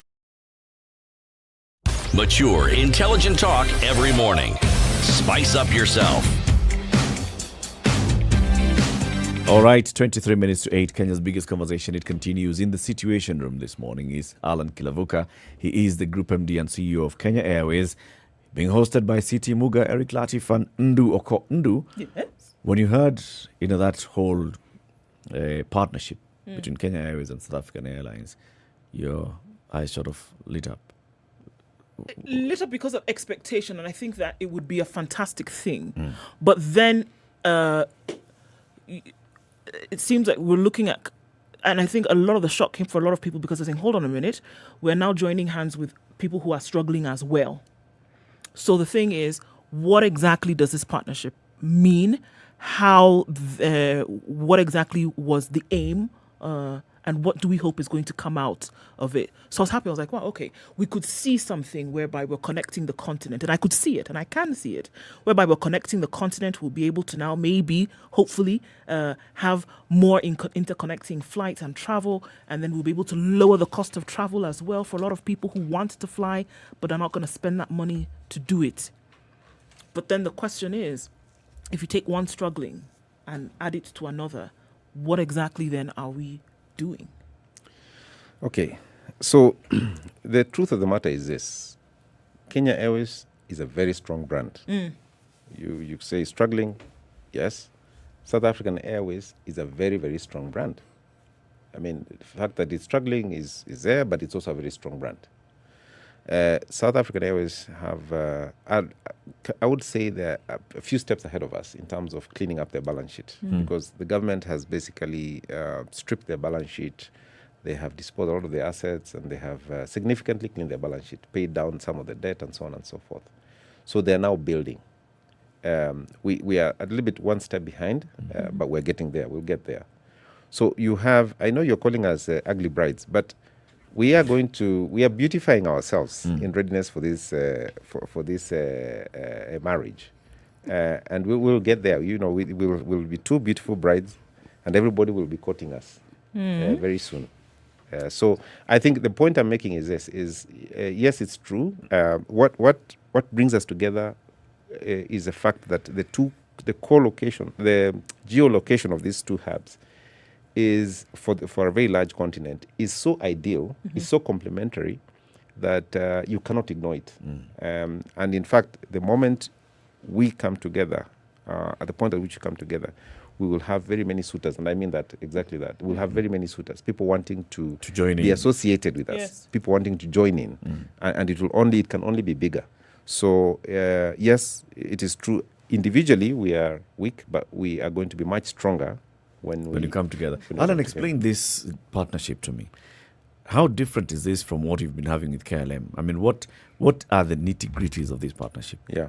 So you will allow me to be a little bit cagey. I'm not a politician, but I need to be cagey here because, I'll tell you why, because there's also anti-competition rules. Yes. So I cannot go into the very detail of the strategy. Fair because enough. We need to clear that also with both anti-competition for two countries. Okay. But here is let me try and be as clear as possible. So the full idea is this, is that you have the two individual airlines at some stage consolidating, if you want to think about their backrooms, right? And their scheduling and their networks at some point in the future, so that they are complementing each other's network. So you create a much bigger network, right? Flying individually, yes, because of what I think it is Muga who said, where you are, is it Muga? National interest. It's Muga, national interest, yeah.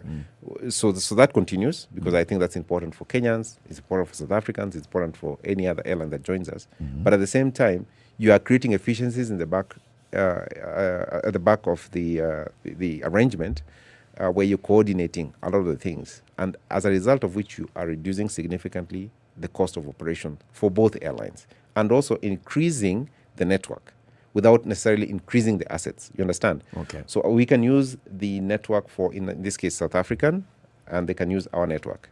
Now, in the case of you mentioned KLM, is apart from the fact that they were shareholders, we had a specific arrangement called a joint venture arrangement for Netherlands or Amsterdam, Nairobi. So that it was called a joint business for that particular route.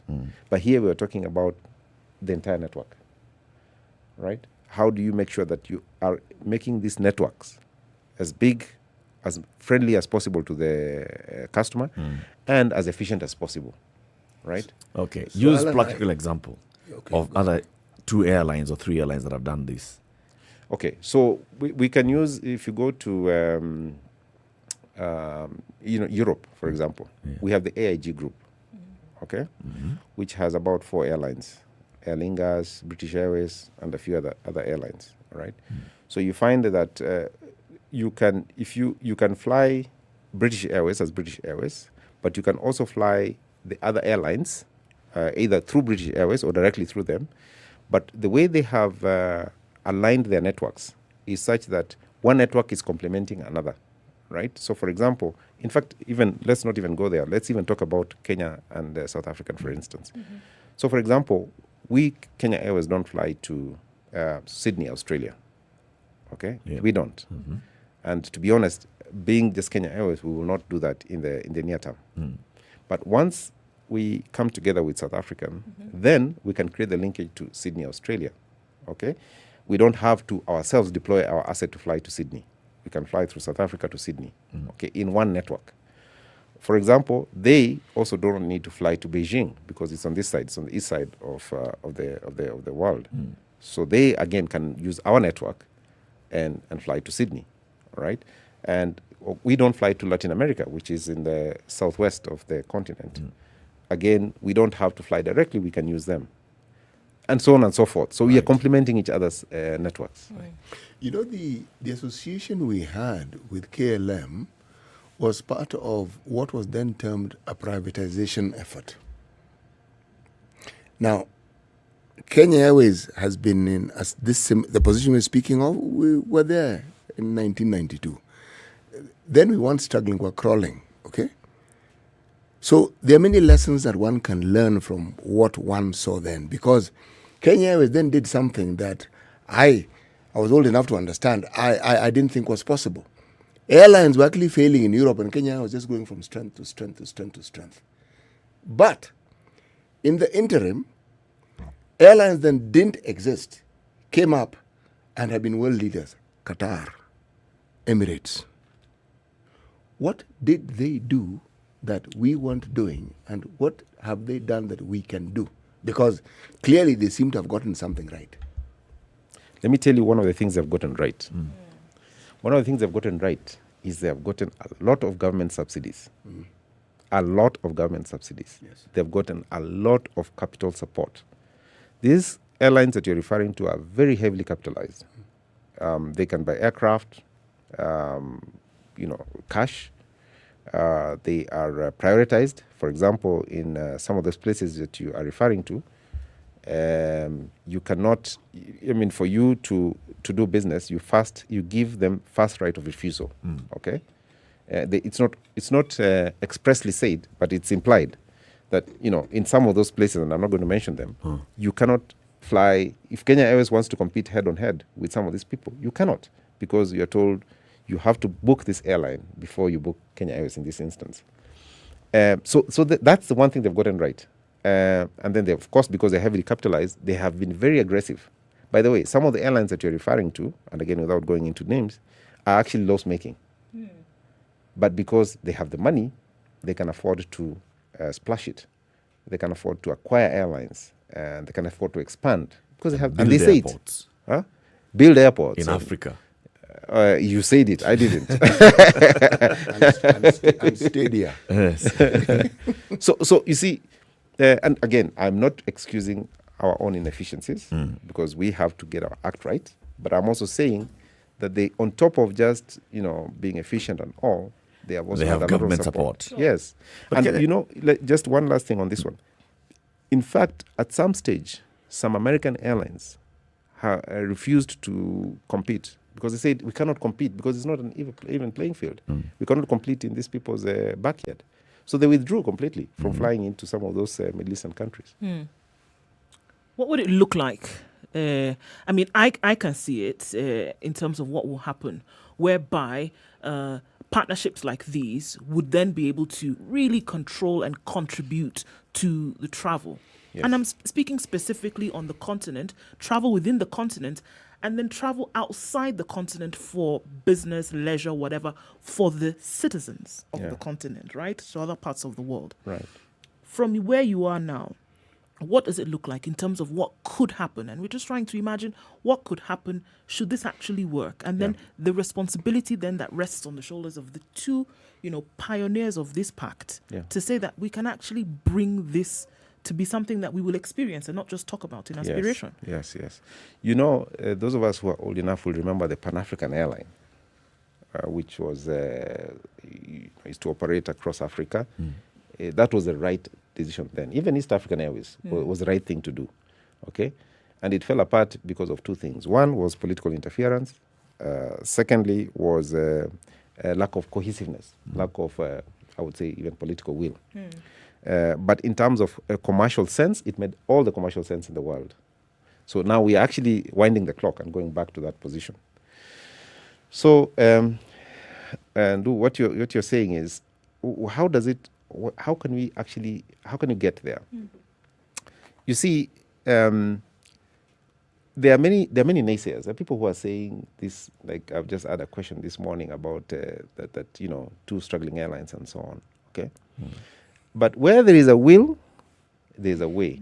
Actually, my prediction is this. If we don't do this, it's going to be very difficult for both airlines and actually for aviation in Africa.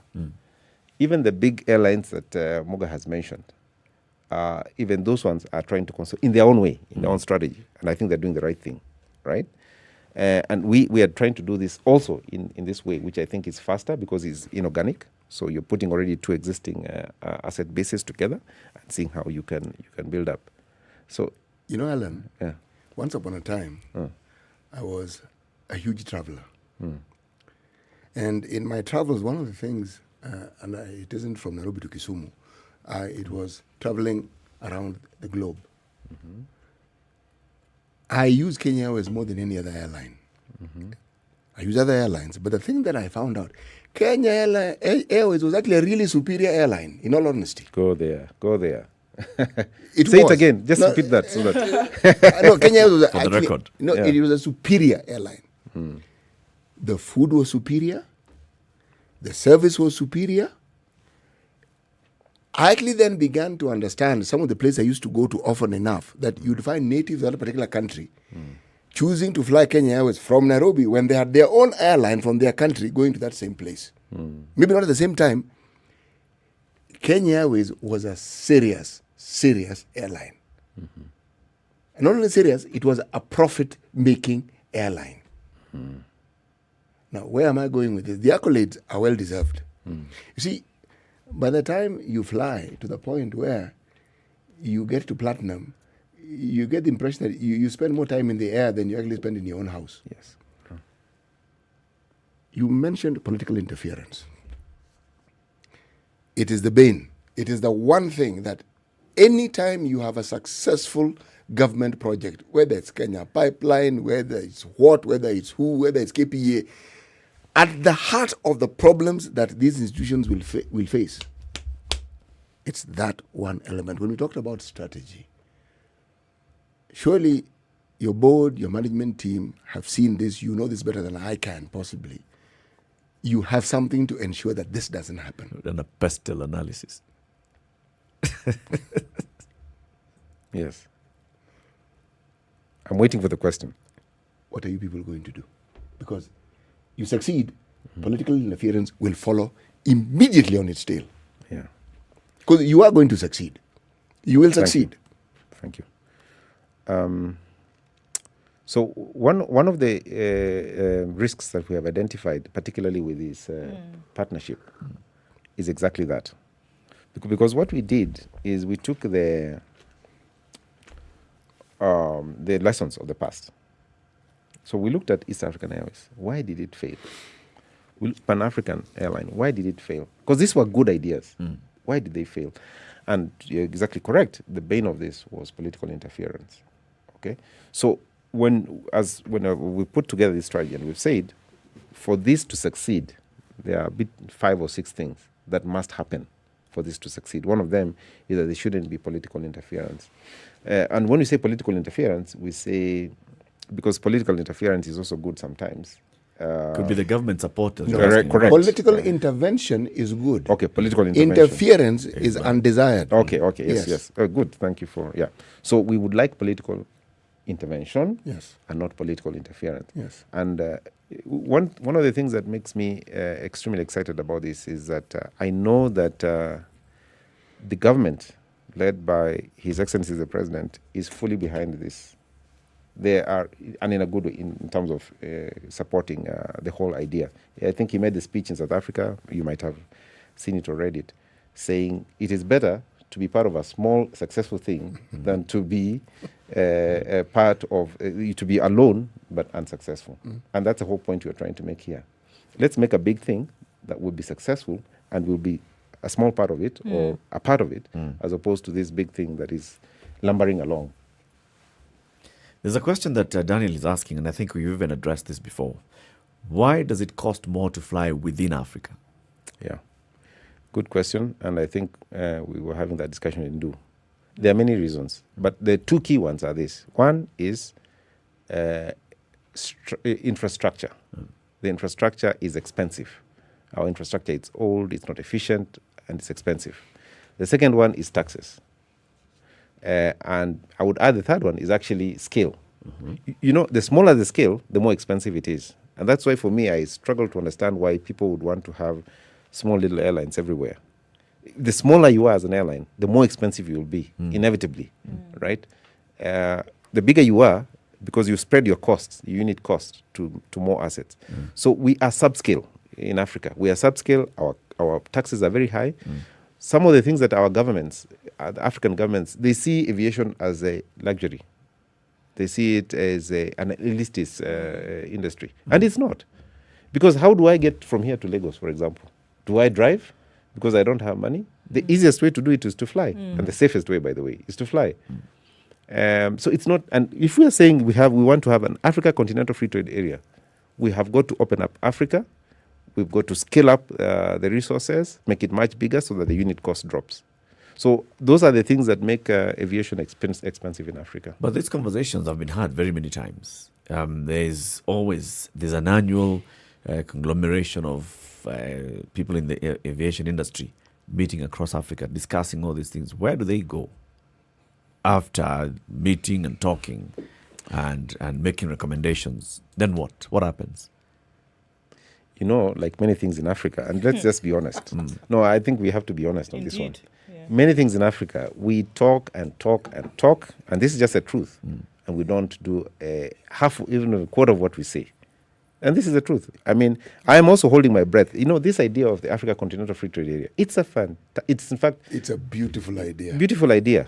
So it was supposed to be operational from 1st of January. I haven't seen anything move. This is December. Yep. I haven't seen anything move. It's a fantastic idea. Why should Nigerians be buying coffee and tea from London? Have you ever seen a tea bush in London? And yet we know where coffee is grown. Oh, yeah. So, I mean, it's a fantastic idea. So your question is right. I mean, I am also as nervous as you. Could it be external interference? So we know, yes, Africa, because of the very many economies in Africa, are also reliant on support from outside Africa. Could those players also be making sure that some of these things don't happen because it's detrimental to them?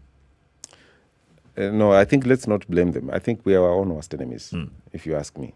I mean, other people have done it. Yes, of course, and maybe we should talk about Omicron in a second, but yes, of course, we have people who don't necessarily wish as well. But I think Africa, we are our own worst enemies. I mean, who has stopped us from activating the African Continental Free Trade Area, for example? Who's stopping us? From just doing what we say we're going to do. We stop ourselves because when you talk about interference, because we allow it. When you talk about personal interest, it's because we allow it. I mean, if you're talking about the West, they have proven to be very good at protecting their own interest. Yeah. We are proving that we are terrible at protecting our own interest. There you go. Yeah. We don't identify our own interests. Which is why I really hope that we don't even appreciate our own abilities and our own worth. Which is why I really hope that this partnership will work, because it would be groundbreaking in terms of what it would do for the continent. I really, really hope that in as much as, partnership, we've signed on the dotted line and all of this, that we'll actually see the implementation of it from by 2023. It would be really awesome to say that one thing like this can actually work, because we've got a whole graveyard of ideas that have not propelled this continent forward. So let's close the conversation then on Omicron. The impact of this COVID variant on your business. Yeah. So far, it has caused a lot of inconvenience for our customers, for our passengers. It is just creating chaos because, and I really, I have to applaud my staff, particularly at the airport. I mean, they have to deal with so many asks from different jurisdictions about so many things about COVID. And Omicron has only just exacerbated that situation. So that has happened. Now, obviously, South Africa is a very key route for us. This is the truth. But I think, this is my view, I think that the way the West have reacted to this is, first of all, very unfortunate. Because, okay, the South Africans identified this, and maybe most of the cases so far are in South Africa. But I also think that, first of all, instead of supporting South Africa, and you can put measures and try and stop people from coming, but banning flights altogether, all you're doing is you're making a South Africa situation even much worse. And actually, I think that you are unfairly targeting just one part of a global pandemic. So I think it was unfortunate. And people are making all manner of statements about the Omicron, and there's even no significant information, how dangerous it is and so on. And I think, that's unfortunate. People don't know. Alan, we thank you very much for coming. There's a question that has been asked by Lamek for you to expound further on the graffiti on the airplanes. Oh, it says you should allow people to come and have a free feel and enjoy the rebranding theme. Yes. In 20 seconds, just tell us about that. 20 seconds, yes. This is a partnership with KTB, Kenya Tourism Board. What we're trying to do is to publicize Kenya as a wildlife destination, tourism destination. And so we're offering these two assets for us as we fly everywhere, because what we've done is we've branded on our smaller aircraft and our larger aircraft. So one going international and one going regional. Basically what we're saying is this is a home of wildlife. That's Kenya. Please come and visit us. That's the whole point. Okay. They're also sensitizing people on conservation, wildlife conservation.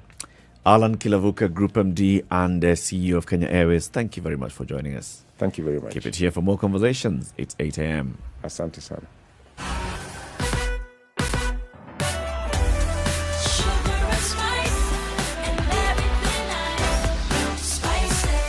Spice up your life. The latest news from around the world. 94.4 Spice FM.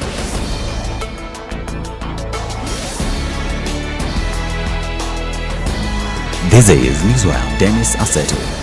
Deputy President William Ruto continues with his campaigns in Ukambani as he seeks to sell his party UDA and his presidential ambitions ahead of the 2022 general elections. Deputy President William Ruto was in the area considered Wiper leader Kalonzo Musyoka's stronghold, where he maintained that he is the perfect candidate to floor ODM leader Raila Odinga's presidential bid at the 2022 general elections. According to the DP, Raila is not suited to lead the nation after President Uhuru Kenyatta leaves office next year because despite holding different positions in government over his long political career, Raila has nothing to show for it. As such, he will have a hard time convincing Kenyans to vote for him. And the Maendeleo Chapter Party has denied claims that Stephen Kalonzo Musyoka has defected the party to UDA.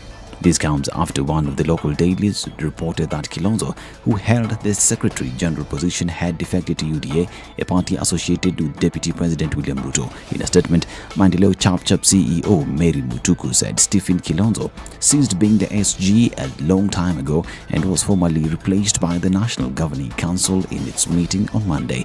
The party replaced Kilonzo with Wilfred Nyamumati as the Secretary General during the NGC.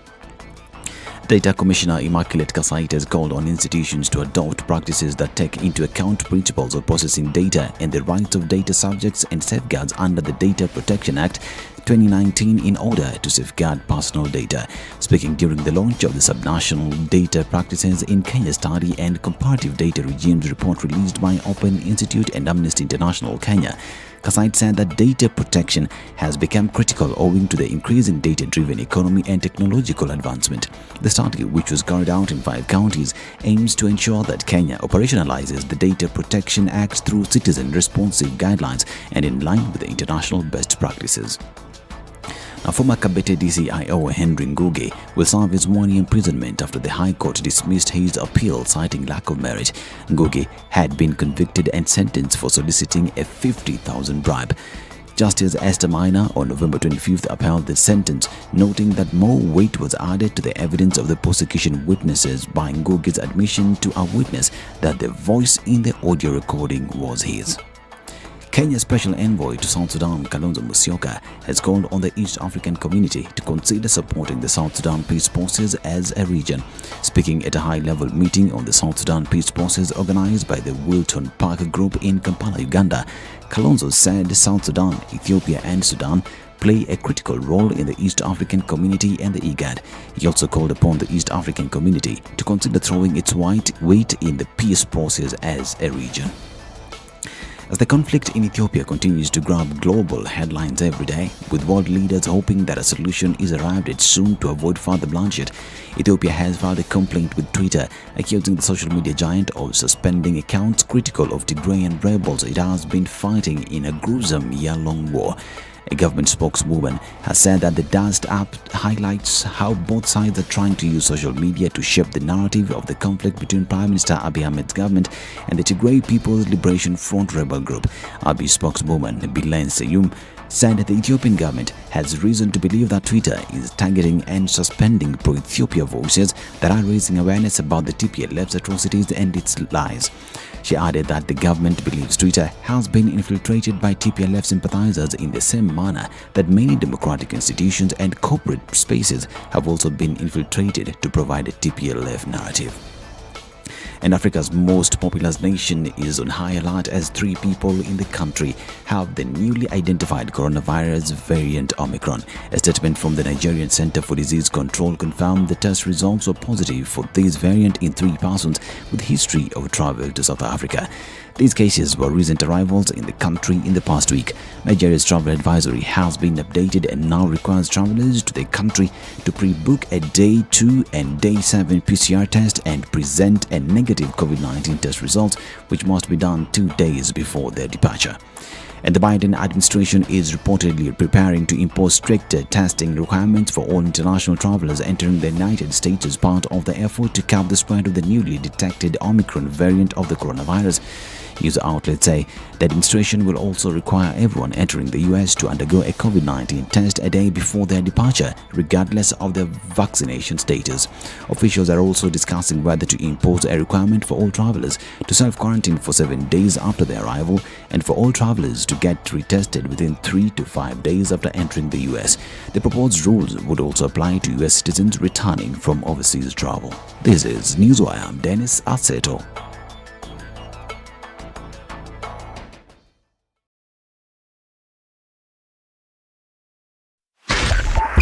.5 SpiceFM, Kisumu. All right, we're going on to North Airport Road today, and it looks like there's a lot of traffic there this morning. The rains are coming down in sheets, going towards Embakasi, out towards the Eastern Bypass. Quite a lot of traffic this morning. Also looking at Mombasa Road, it's quite jam-packed from Sabaki all the way out towards that Imaradama area, in and outbound. Some traffic there. SGR coming from Syokimau. Doesn't look too pretty, folks. The Southern Bypass also again taking a hit this morning, coming off Likoni Road on the Likoni interchange. So your go-to escape doesn't look too smooth right now, but we're going to have to stick to it because if you're already on the escape, you have to stick there. Right. Langata Road also quite packed as well. Uhuru Highway all the way from the Nyayo Stadium out through to Westlands. Very slow. CBD taking it all. If we're looking at coming from the Thika Superhighway, coming off from Gong Road and Jogo Road then towards the Kamkunji roundabout. Thika Superhighway is a story. So is Kiambu Road as well as Limuru Road. So traffic hour, it's raining. It's a few minutes after 8 o'clock. This is what we expect now. Talk to us on SpiceFM KE on Twitter. Let us know what's happening in your neck of the woods. If you find a free route, let us know that as well. We'll be sure to send everybody your way. Text as well on 40127.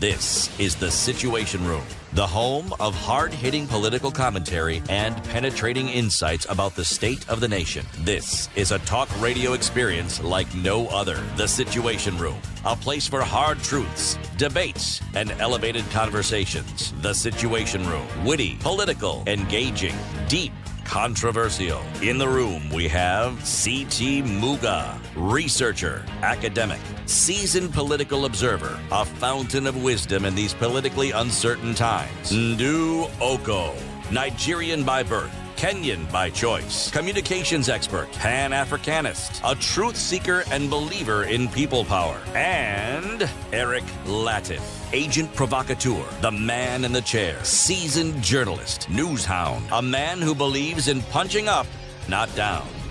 This is The Situation Room. It's 8 after 8. Only Good way morning. To start How your are day. you doing? Welcome to the show. If you're just joining us, this is Kenya's biggest conversation, The Situation Room, on this lovely second day of Sherehe Month 2021. We're going to have a conversation about coverage of next year's general election. And our guest is in the studio already. She is the acting editor for broadcast at Standard Group, Sophia Wanuna. Sophia, good morning. Good morning, Eric. Welcome to Kenya's biggest conversation. I'm so honored to be here. No, we're why honored has to it have taken you. so long? We wonder. We're also asking this question. Traffic. We're not sure. It's traffic, I mean. It's Traffic for Mombasa a Traffic on Road. Mombasa Road. Yeah. Crazy. Happy to be here. Karibu sana. Listen to today's proverb from City Muga. Alimaye mtama havuni kunde. Ati? Alimaye mtama havuni kunde. What is kunde? Those mbogas.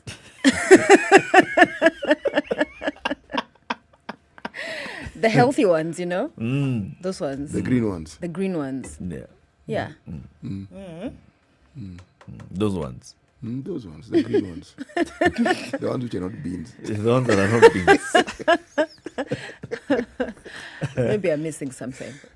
Yeah, we had a whole conversation about this earlier. Once upon a time. What is kunde in English? There isn't. Skuma wiki in English is kale. Yes. Kale, right? We know. Okay. So and there's spinach. Spinach What's is spinach in spinach. Kiswahili? Spinach. Ni spinach. Ni spinach. Spinachi. Okay. What is mchicha? Almost sounds Italian. Mchicha. Let's just say some of these words, they agreed to share across language. So it's let's not complicate it. So kunde is just kunde. Kunde ni kunde tu. Sawa. Yeah. Okay. Alimaye mtama. Havuni kunde. What is mtama then? It's that thing. It is actually. Yeah, the one they peck on? That one. That one. Okay. Yeah. Which is similar to sorghum, but isn't quite sorghum. Who pecks? The birds. Oh. Yes. The birds. You too. Mtama, they go like, You too. Okay. They're on there. You too. Sawa. First of all, congratulations on the launch of new look KTN News. Thank you. Tell us about that a bit. Wow, that has been quite a journey for the entire team. As you know, the designers especially just coming together with a rationale on, so we launched KTN News 6 years ago, the first 24 hours news channel in the country. And so coming to a point of, we need to rejig this, a lot of market research, listening to what the viewers think about us as a brand and the content we're offering. So in terms of the look, it was, what are we about? We're bold, right? We're about telling you the whole story. We're about going far and beyond, because you're going to be on your phone seeing updates and all, but there's the context and the depth of storytelling that we embark on.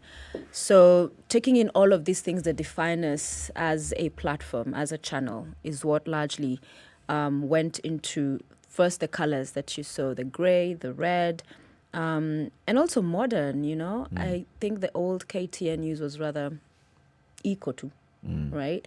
So now you have even this slight curve, on our logo now speaks to agility. We'll move with the story. Wherever it goes, we will be there. So lots of hands on the deck across the group to bring that day to pass. And it was quite, I was like, wow, this is happening. It's actually happening. And here we are. Coming to fruition. But beyond the look, what's the promise? The promise, as I mentioned, we listened. We have done several market research surveys just to listen to the customer. And before, the feedback we'd received is that the typical viewer for KTN News is male, 35 plus, so too serious content, too hard, if you like. And so to diversify that then became the task. How do we meet people at their point of need? So is there content that will appeal to women, to the youth? Also entertainment news. So what we have introduced is this different offerings, just so that when you come to KTN News, there is something for you, there's something that you can relate to, that speaks to you, and that is able to impact your life in one way or the other. So I think the biggest thing across the shows that we have introduced is diversifying our content. Yeah. Specific to election coverage, what plans are there? What have you done? Well, we don't want to give competition our plans, but I think Kivumbi 2022 is definitely a fast mover for us.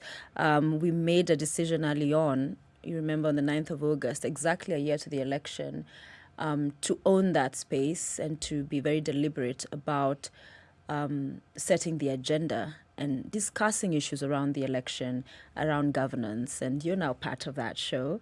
I was watching the show on and you Monday. saw yourself on Monday. I saw there was a new person who was on the show at 8 p.m. Exactly.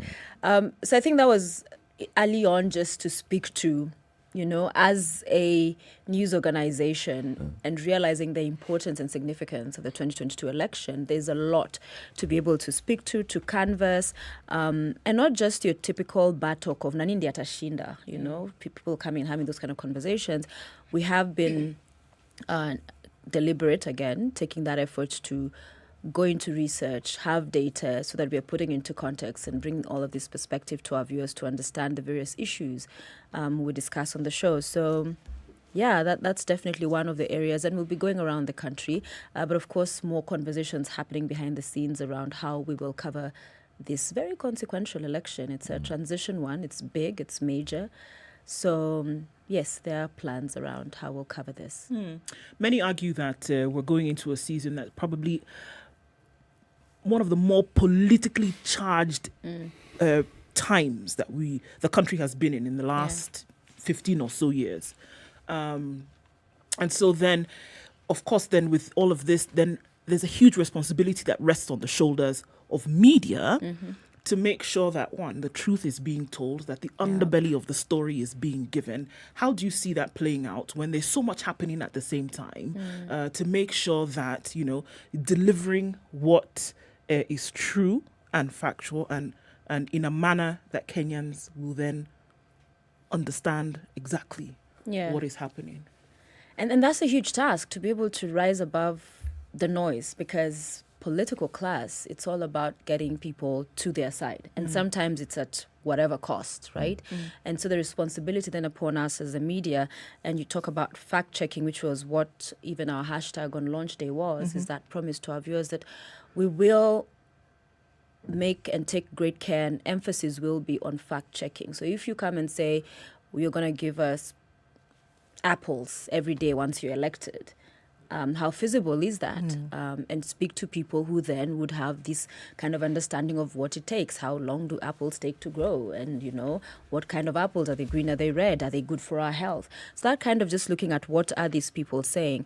But I think more importantly, a process we had been part of as a group, this media coverage of elections and creating and reviewing actually of those guidelines, just speaking to the kind of terrain and season we are going into right now. Because one of the things that emerged, especially for us as stakeholders, as media players, is the compromise. And call them brown envelopes. Here they're blue, they're red. And it was interesting sitting through those review sessions, and the political class and the politicians who came to actually, submit and present to the team, were talking about how it's the order of the day. It's a thing that happens just so that you get whatever you want covered the way you want it to be covered.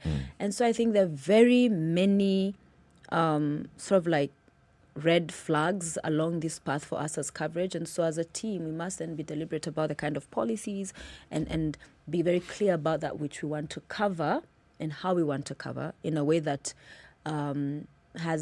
gets us that credibility from our viewers, because people will see through many things, right? You'll have somebody on the show just talking about whatever it is they're going to do, but are we doing real interrogation, or are we just giving free platforms for people to come and propagate whatever it is they hope to? Talking of the how, the thing that the media is consistently accused of, and we hear it, we read it, we air it, we talk about it here, is that whatever political wave, whatever political activities, we fuel it. We, the media, it's the accusation that we fuel it. We give it air. We give it breathing space. And the accusation isn't just that we are reporting it, but that we lean on one side. The accusation was loudest during the BBI. And I said, it is you in the media who keeps giving this BBI all the coverage. Yeah. See, little detail, it's our job to do that. It's our job. But the real accusation was we are influencing what we think is important, or we are getting the public to take as important something that we are giving prominence. Now, that was the accusation. Yeah. Now, we are getting to that period where the elections are not a story of the future, they are with us. They're here, yeah. Yes. How are we? How are you? Sophia Wanuna. Yes. And the docket that you hold and the people you work with and your team. How are we going to ensure that we put our foot in the right place and not in our mouths, and that we actually present the balanced view that we claim we are actually going to present? Yeah. It's interesting you bring in the word balance. And it's one of those, especially with such an election, that the question then becomes sometimes in meetings and when we're having debates around how we're going to cover a particular story is, okay, so CT has gotten 2 minutes on the bulletin. Does it then automatically mean Eric gets 2 minutes? Eric usually is good with 30 seconds. But 30 seconds. So there's constantly all of this balancing act, because at the end of the day, you find, for instance, like in the US, some media houses will take a position. And sometimes even here, people have been accused to be leaning towards certain people or standpoints, policies. I think the most important thing is truth, one, right? That becomes the pursuit. When you're talking about if stories are out there and these positions are being taken by the players, what is it you're able to, at the end of the day, this person who is not in the throes of news gathering as we are, is able to get their story and they get to decide for themselves. We are not here to tell you this is the guy or this is not the guy. We're here to say this is the lay of the land. And that is why, for instance, you had, I forget his name, it skips my mind, but some of the candidates who are coming up in the presidential race being covered as well. What is it they're promising to do? Because, again, we are accused largely, we focus on one or two individuals. But there are other people who are saying they would want to, get in there and they have these ideas of how this country should be run. So are there stories like BBI that are big and are covered? I disagree that we set that agenda. It was there, it was set. We were covering it best we could. And here we are, and BBI reggae has paused, and we'll see what happens going forward. But I think our responsibility to our viewers is, what is the lay of the land? Separating and being able to sift, this is what is true, this is not correct, this is not the position, and then you decide for yourself. So ideally, we should not be swaying either way. But something that is interesting and that keeps getting thrown at us, especially when it really gets down to the wire, is being patriotic. That as a media house, as journalists, are you patriotic? Are you going to cover this in a certain way, as not to fuel or give a platform to those seeking to bring, kind of messaging that would lead to violence? And so it's a many red flags, careful balancing around this landscape and season. You see, let's just go back into that, how we balance out who we are giving prominence in the news. I mean, it's a whole debate and it's a whole accusation. And every time we have more than two candidates, always candidate number 3, 4, 5, 6 will be saying, look, I've even sent out media invitations to the newsrooms. They don't come and cover me. I've sent out press releases. I've even sent out recorded material and said, I held a press conference. Yeah. Only 2 of you came, but I had somebody record it. And here is the footage. Please give me coverage. We still don't give them coverage. That's not fairness, is it? Are they always given coverage? No. Should they? And that is at the end of the day, when in a newsroom you sit down to discuss what stories go on air, it's on the merit of the story. So, for instance, if you come and you're going to tell me, as Eric Latiff from this party, running as an independent in the next year's election, I want to fight corruption. How are you going to fight corruption? We'll ask those questions, right? And take you to task, because at the end of the day, whether it's this more notable person or this other guy, Eric, coming into the picture. Ours is to be able to speak to whatever it is you're putting out there you're going to do, then put you to task. I hear you. Now, the accusation is that you're going to give this other person who says, I'm going to finish corruption in the country in 2 years, you're giving them coverage.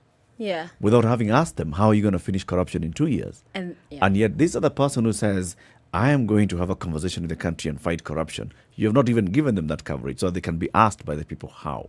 They are being given coverage, Latiff. The prominence, though. The prominence is a conversation that definitely needs to continue happening. However, I like how it is, Latiff. At the end of the day, you have these people who have been around and have earned their stripes in this field. So also the comparisons. There is the CT is CT, Sophia is Sophia. So there always will be a sense of measure. that you will not, at the end of the day, when it comes to the weighing scale, there's a way it will tilt. So there is that as well, which is something you cannot run away from or ignore. Let's take a break. It's 25 minutes after 8. We're having a conversation with Sophia Nuna, the acting editor for broadcast at Standard Group. And we are talking about having candid conversations about responsible coverage of elections, especially next year's elections. This is not putting Sophia on the spot. It's basically putting all of us on the spot and saying, are we giving this coverage much responsibility as media practitioners? This is Kenya's biggest conversation, the Situation Room on KTN Home, on SpiceFM and online. We'll be back shortly.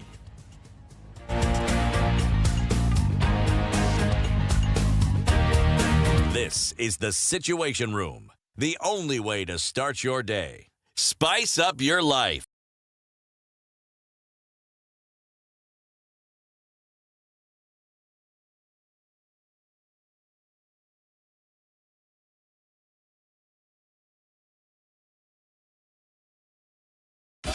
"24/7 around the world, non-stop. This is Spice FM.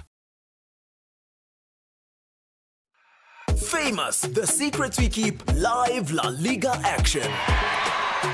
Offer Showmax Black Friday special imeingia. Lipa for 1 month and get a second month sare. Yani 2 whole months of the biggest shows in Kenya, na English Premier League futa, and lots more. Zote kwa one low price only on Showmax. Offer inachomoka soon, so sign up chap at showmax.com. Classic soul, R&B, smooth jazz, neo soul, and nostalgic ballads. Make some noise. Yeah! You're listening to Spice FM.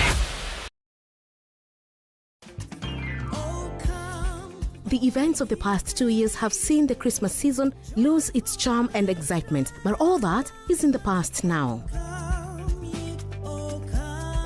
This December, Tis the Season is bringing back the spirit, the joy, the essence of Christmas with a Kenyan twist. Tis the Season invites you, your family and your loved ones to the Junction Mall, Nairobi on the 10th, 11th and 12th of December for Tis the Season, a very Kenyan Christmas directed by Atemi Oyungu with music by Eric Wanaina and produced by Sheba Hast. Get your tickets now on Ticket Sasa.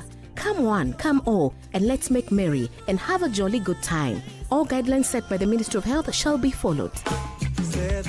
The rain's still coming down in Nairobi. We will see highs today of 23 and lows of 15. Cloudy conditions are going to continue for most of today. Mostly sunny in Nakuru City at 15, highs of 25 and lows of 13. 14 will be the low in Nyeri, where it's cloudy at 17, going to highs of 22. Eldoret, highs of 24 today, mostly sunny at 15, coming down to lows of 13.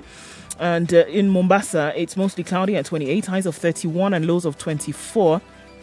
Malindi today, light rain now at 29, highs of 31 and lows of 26. And we're looking at sunny conditions in Kisumu at 22, highs of 29 and lows of 19. While Kakamega is sunny at 23, it'll go to highs of 29 and lows of 18. Kampala, sunny at 22, highs of 26 and lows of 19. Dar es Salaam, rain showers continue at 26, highs of 31 and lows of 25. Johannesburg this morning is cloudy at 15, highs of 25. And Lagos, mostly clear conditions at 26. Temperatures rising today, going to highs of 34, and we'll see highs of 32 in Kinshasa, where it's mostly sunny at 23.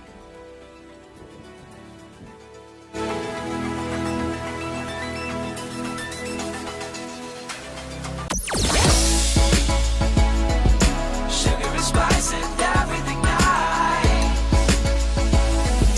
Spice FM. Spice up All your right, life. so use the southern bypass, trying to get off the drama that's on Mombasa Road currently, but we're seeing some traffic there. But just past the Lekone interchange, will take you out without too much of headache after the bridge. Mombasa Road doesn't look too pretty, however, guys. We're looking at traffic spilling all the way from Sabaki past the Way Bridge, then out towards the SGR. So that's moving very slowly. Jogo Road is also moving equally as slow, as is Langata Road. It's building up on Gong Road, getting out towards the City Mortuary roundabout, out then towards Community.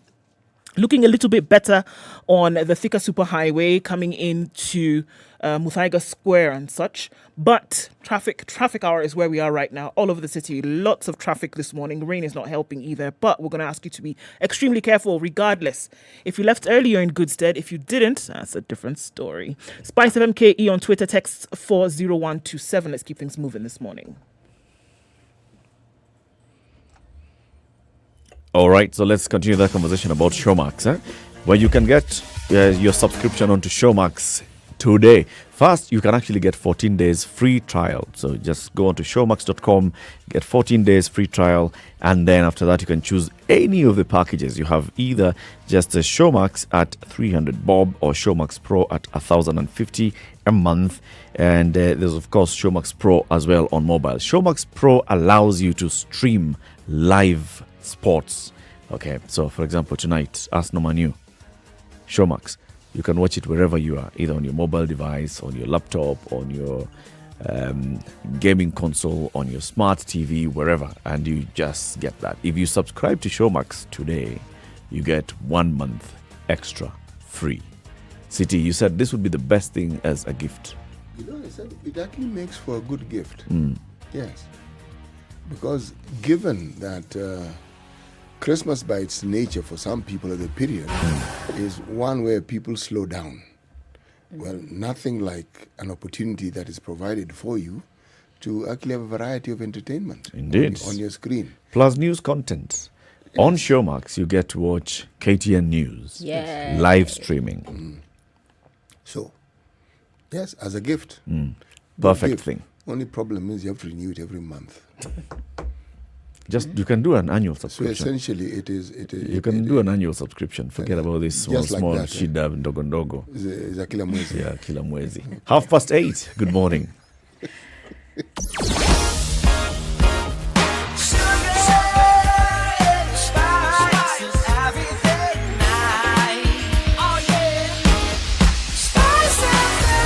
Spice up your life.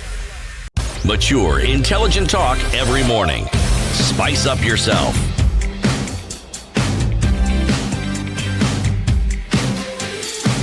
It's 29 minutes to 9, Kenya's biggest conversation. It continues. We have with us in the studio Sophia Wanuna. She is the acting editor for broadcasting at Standard Group Limited. We are talking about responsible coverage of next year's election. And we're just getting into that thing of fair, balanced coverage in terms of giving everybody some access to their audience through our platforms, whether we are talking about TV, print publications, radio, whatever.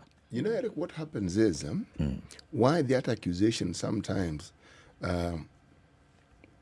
bears consideration is because we are accused of a bias because of a certain consistent position that people associate us with. And the only way you demystify or you debunk that is if you change. For instance, if suddenly, let me think of a candidate that doesn't get very much coverage, Ruben Kigame, all right? So if instead of, say, today, IB fires a warning shot on 22 polls, okay? If alongside that, all right, we also had further down an unlikely presidential candidate, Ruben Kigame. See, page 1, front page, it's prominence. Why unlikely? No, I am giving an example. Because unlikely, it's because, one, prior to his candidature, unless you are a lover of gospel music, you may not have heard of the person. Okay? But unlikely in that he also someone who has a disability. Okay? So it's unlikely in that it's unusual. It's not something that happens every day. Now, if that was that, then we would have diverted. Because I understand our politics is about certain things. And there are candidates who are considered to be more candidates than others, that they've been in the scene longer, they seem to have more pull, they have big, all the things that we consider. Now, the unusual, if we also gave that, as Eric put it, prominence, then we will have moved away from what we are associated with ordinarily. In combination to that, Sophia, sorry, just before you do that, so then who shapes it? Because who shapes then what will be prominent in the minds of people who are consuming this news and information? True. Is it that you're bouncing off of what people have said, that this is my candidate, or are we actually putting it in the minds of people as we present it to them, whether it's in the paper, on TV, whatever? Are we presenting it to them and conditioning them to think that these are the likely individuals, or are we feeding off what society is saying? Which one is it? That's a good point, because we have a responsibility to be able to, again, tell the people there's more than these two guys who maybe you have known for a very long time. So, for instance, I think recently it was on Ken's show, Newsline, and we're talking about the Kagame was on the show. Kaluyu. I beg your Kagame is the other guy pardon. who is already president. Kagame. Yes. Yes. My apologies. And Kaluyu, who you may remember, vied also in the last election. And so to have these two individuals come on a prime slot to speak about what it is they intend to do, what their thoughts are about the country, the state of the nation, but more importantly, their approach in steering the country to the right direction, I think speaks to that intentionality, that's saying that, okay, there are these other people. So is it happening? Yes. Is it happening as much as it should? No. More could be done, should be done, because if we then only are driven by mob psyche, if you like, or just what is everybody's talking about, then we do a disservice to being able to cover and execute our mandate to the fullest extent. My take. Somebody else would argue that it's not necessarily our responsibility. We decide what we consider newsworthy, and that's why we cover it. Now, there's a whole other debate about a public broadcaster who then can be told, because you're a public broadcaster and you're funded by taxpayers, you have an obligation to give equal coverage or whatever to all the candidates who come up. Now, there's that other argument that has been fronted out there. That, you know what, I'm running a media house. I am after financial gain. Yes. And I'm looking at, if I put this person in my headline, how many sell. people are going to buy this paper? If I lead with this story, how many people are going to watch this news? Because people are already conditioned in certain ways in that they like you said, there are candidates who are more popular than others. There are candidates who've been ahead in the game. There are those who are joining today and they're not as well known as those ones. So where do we place those considerations? Is there justification in saying, you know what, I'm a media house, I'm going to decide, CT, who are you?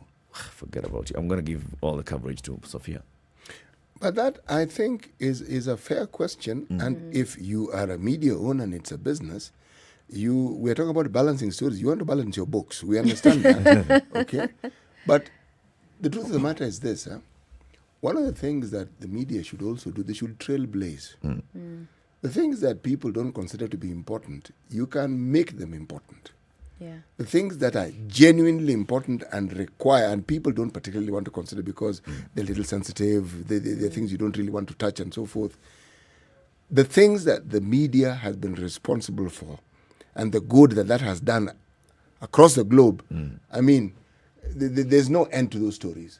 However, since we're talking about Kenya and we're talking about our media, the thing that this media is known for, this group that we refer to as media, is their strong push for independence. The media in this country fight for that. That space that they have, they fight for it. Now, my argument is, having fought for that space and continually fighting for it, are we using that space to fight for those who don't have the space to fight? Those voices that need to be heard but are never heard. Yeah.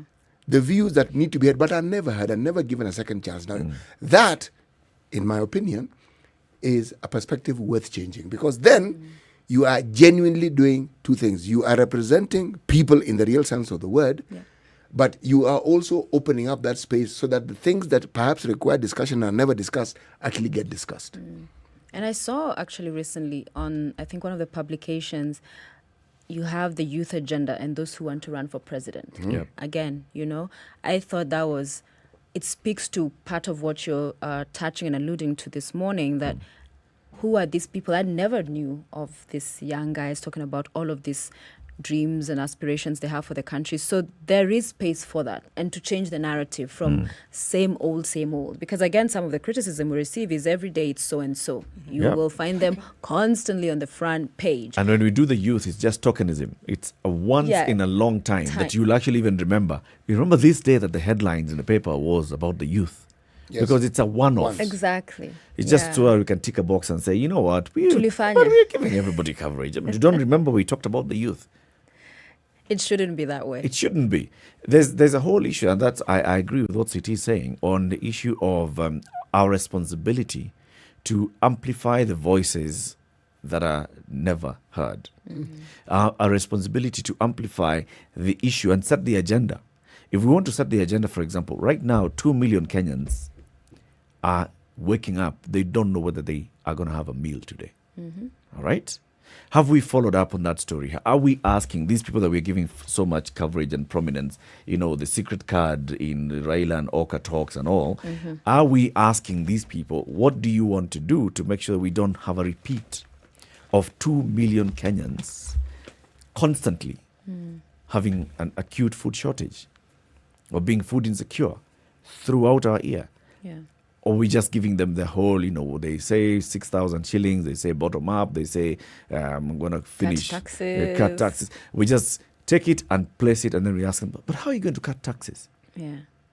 Because they've already set the agenda for us. They've said, I'm going to cut taxes. So our conversation with them is on what they have said, not on is it what somebody who is somewhere in Taru is thinking of, somewhere in Kilifi, somewhere in Garissa. Is this their concern today? Yeah. And we shouldn't be conveyor belts, right? Because, again, that's sometimes what happens. CT said, so I come in the evening and I say, today CT was at the Spice studio and he said he will buy Sophia tea. So we should, as your point you make, interrogate that. Does CT have capacity to buy me tea? Is tea what I want? So there is more definitely that can and should be done, and especially beyond what they say. So that it's not about them setting the agenda. Agenda setting for the media is a huge part that largely sometimes that beat is forgotten, or at least is not given as much prominence as it should. And I think going into this season, it has to come down to, when you listen, for instance, to what the president was talking about in his speech, State of the Nation address, there are many things he will say regarding the kind of narrative he once shaped out there on his legacy. But then there is, okay, but does this and this add up? If you say this and this happened and you have been able to achieve this, but this was the other side of that. We got this, but it got us into this situation. This is exactly the cost at which it came. This is the debt situation. This is what it means for the people coming into office. So you find all of this, for instance, presidential candidates will have these grand ideas, but they will come to a country that is dealing and grappling with certain issues. For instance, debt. So is any of these people telling us how they're going to deal with this? Because it's not a blank canvas they're coming to paint on. They are coming to a country that is what it is today and in coming days will be. So definitely it's a huge task, Eric. It's one of those we cannot afford to slack on. One of the things that is often sensitive in discussion and in thought in this country is what we call representation in the public space. And there's always, once in a while, some paper, some media house will have an expose, a discussion about one tribe. I like the word tribe. Or one community overrepresented at NSSF. Then they'll go to NHIF. Then they'll go to KPA. Yes, KEMSA. Now, they will even provide you with statistics and give you figures. And they talk about representation. Like there's one article that appeared in the Business Daily today about 35% of the jobs in KPA coming from the Mijikenda. Okay? And yet they argue that in the article that, well, according to the 2019 census, the Mijikenda comprise only 5% of the population of Kenya. So if you're looking at representation from the Kenyan perspective, okay, remember when we had a senator who belonged to the Ogiek community who passed away, right? And they said, hey, folks, we are a minority community.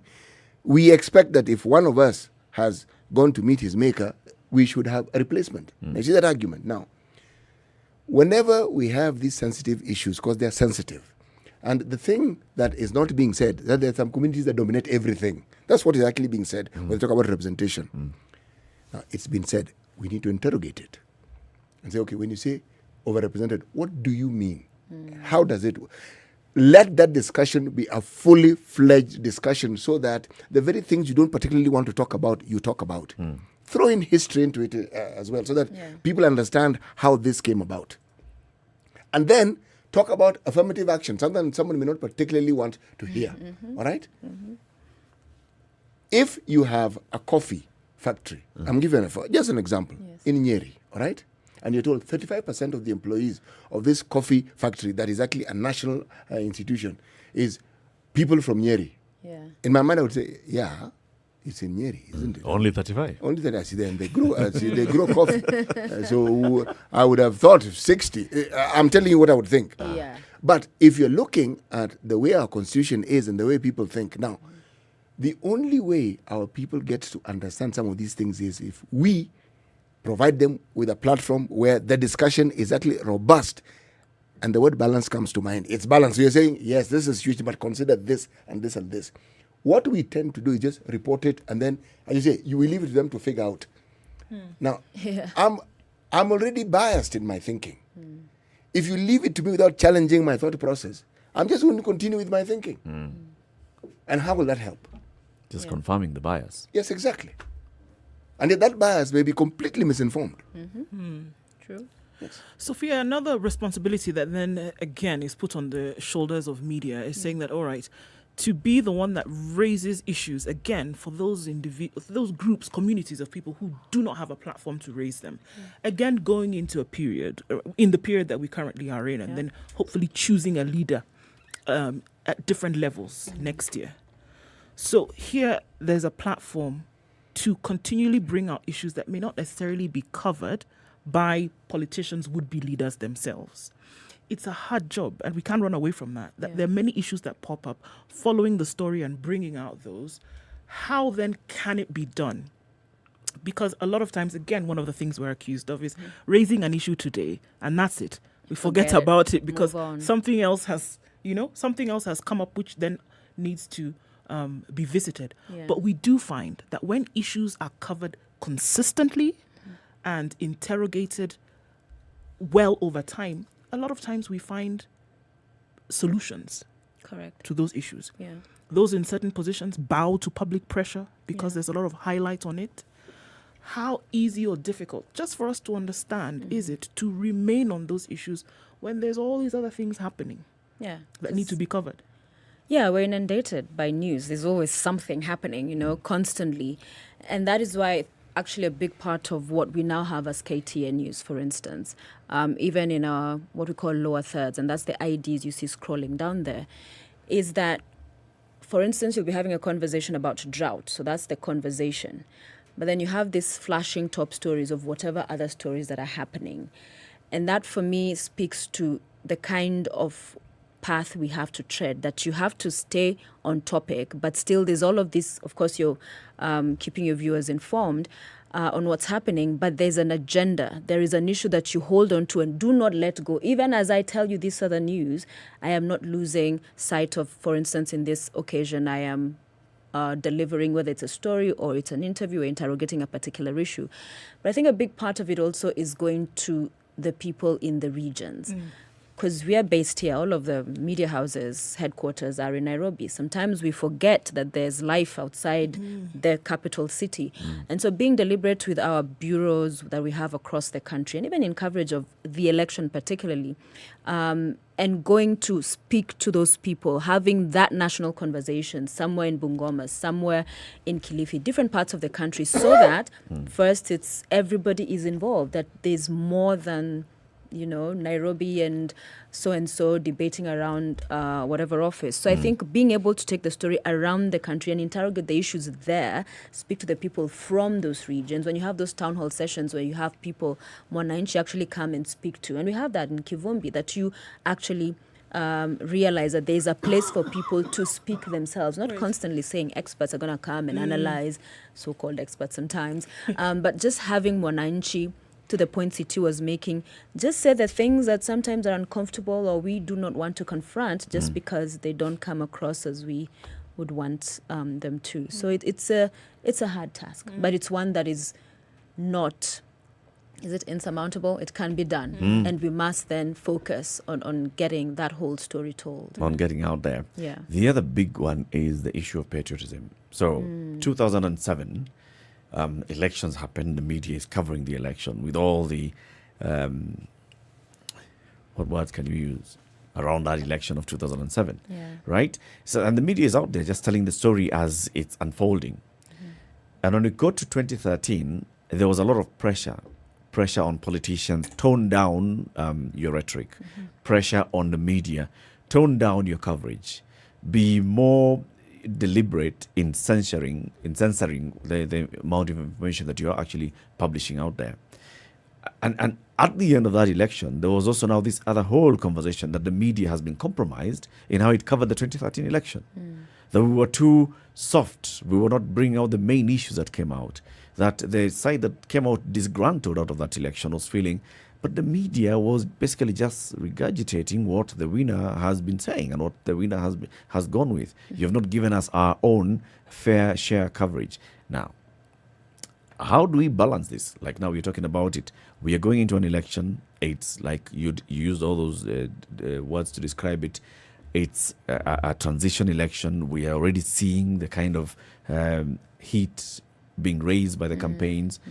At what point do we sit back and decide, okay, so what this person is saying, I'm not going to give it coverage. What this other person is saying, I'm not going to give them coverage. We have decided that we're going to be, picking live feeds and broadcasting stuff from out there, live political rallies. At what point do we balance between this thing called patriotism and the need for people to know what's happening?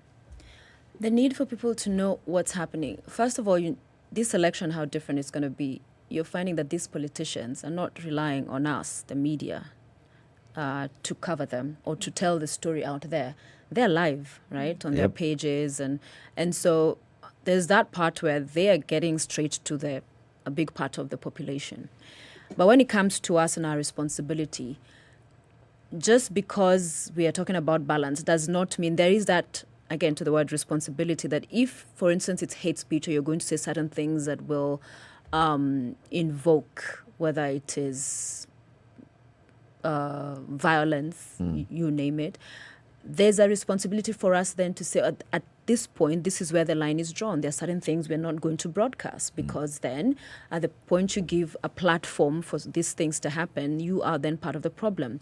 Live coverage is always that, and various media houses, whether it's introducing this it's a delay on the live link so that you're able to monitor and see.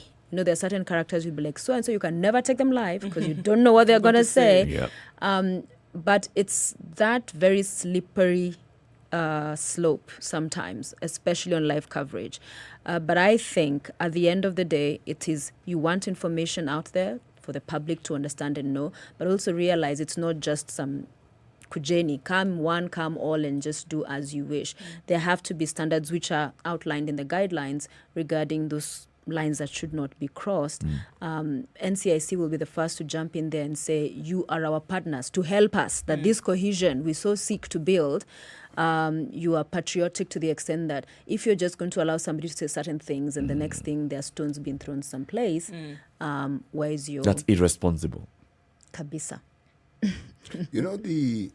It's a difficult thing to provide what we call a level playing field.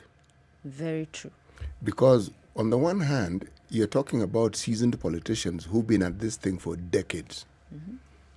There are those who fewer decades. Then there are those just a couple of years. There are those even a couple of months. And weeks. Now, what then do we consider level playing field? Because are we going to use as a benchmark the decades? Are we going to use a benchmark what it is you've done in the space that you've been involved in and that particular time as your benchmark? If you are 30 years old, we can't expect you to do what a 60-year-old has done. You need to live to be 60 for that benchmark to work. So how do we, as the media, bring this into being so that we actually focus and say, it is true. So and so in the time that they've been in politics, this is what they've done. And this is the history. And it's a beautiful history. But let's compare the time at which they started their politics and what they were facing and what they were doing. And then let's look at this other person who's been at this thing for a couple of years. Then we're able to now give a better comparison. Because the baggage of history will work against this other person here. Right? Now, we in the media, the level playing field, it's something we can do. You see, look at like a typical news day like today. So this guy who's been in the politics in the trenches 30 years. Today they have several engagements, political ones. They're going out there to sell their promise. This is what I intend to do. This other guy has been there 2 weeks. He's at home today. So we like go seek him out in his house and say, hey, you know you are running for president. You need to tell us something so that there's this balance. At the end of the day, the story takes its course as well. There is that part to it. That the flip side also is true. This guy could have been there 30 years, but on this day, as we are agreeing, whatever stories we are covering for the day, is doing nothing. And so on that day, there's not going to be a story because we're not going to go seek you out just based on the longevity of your period in politics. Then this 2 weeks person is out there today in the marketplace doing all of these things, selling his agenda. That will be covered. So the story also just does render itself to being covered to the extent of the effort of the individual. So it's two ways. I agree completely. Yeah. You know why I'm saying this? I'm looking at the narrative that we have had to grapple with for a long time about devolution and how we devolve corruption. Okay? A wonderful thing, this devolution. Yeah. Now, the flip side of it and what? So the question is, did we actually devolve corruption? Or did we now bring it home to the point where we actually say, folks, this thing is an international issue. It's local.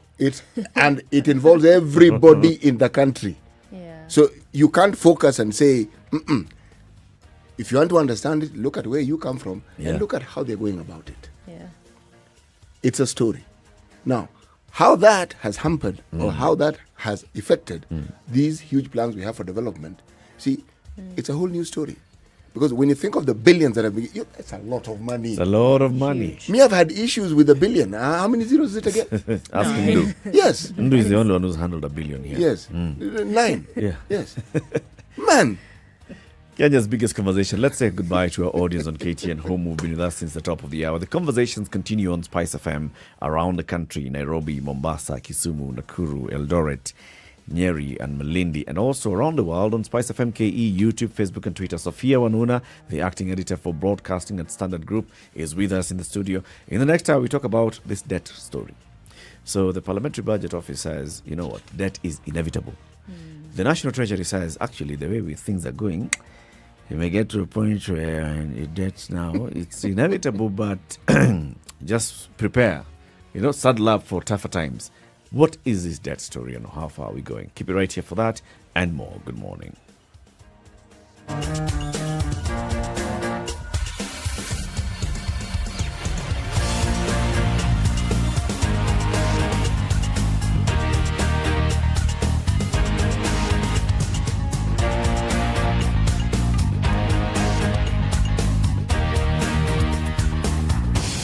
SpiceFM.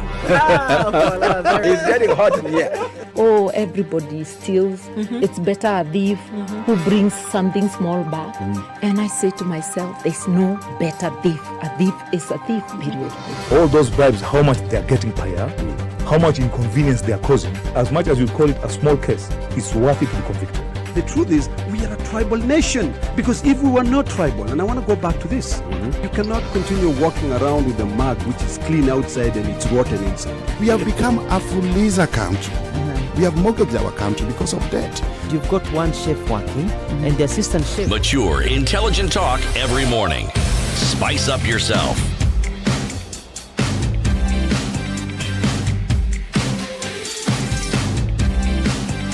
Mornings done right. So it's 2 minutes to the top of the hour. Let me just set the stage for this other conversation that's coming up. On page 26 of the Standard this morning, Parliament's think tank says raising the debt ceiling is inevitable. Kenya has no option but to raise its debt ceiling from the current 9 trillion shillings to accommodate borrowing for development spending, according to the Parliamentary Budget Office.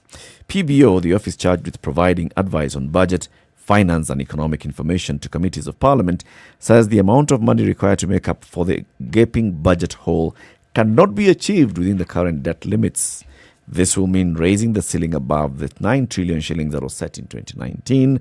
PBO's verdict comes on the back of the country's debt stock hitting 7.71 trillion shillings at the end of June, which is equivalent to 68.1% of our GDP.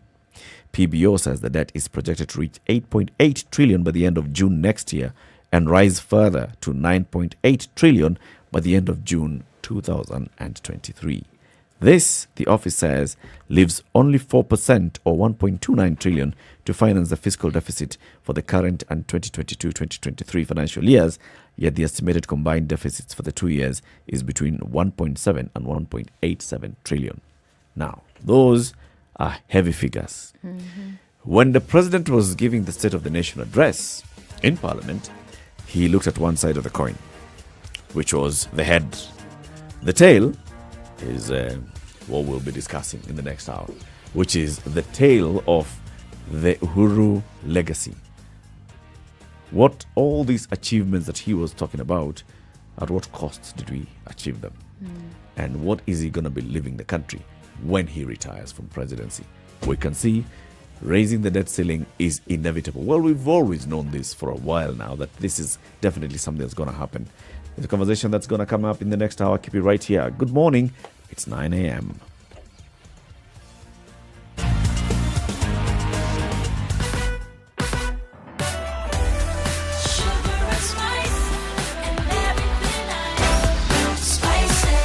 Spice up your life.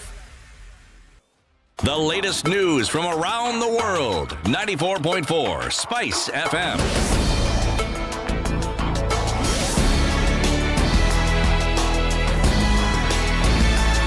This is Newswire. I'm Dennis Aseto.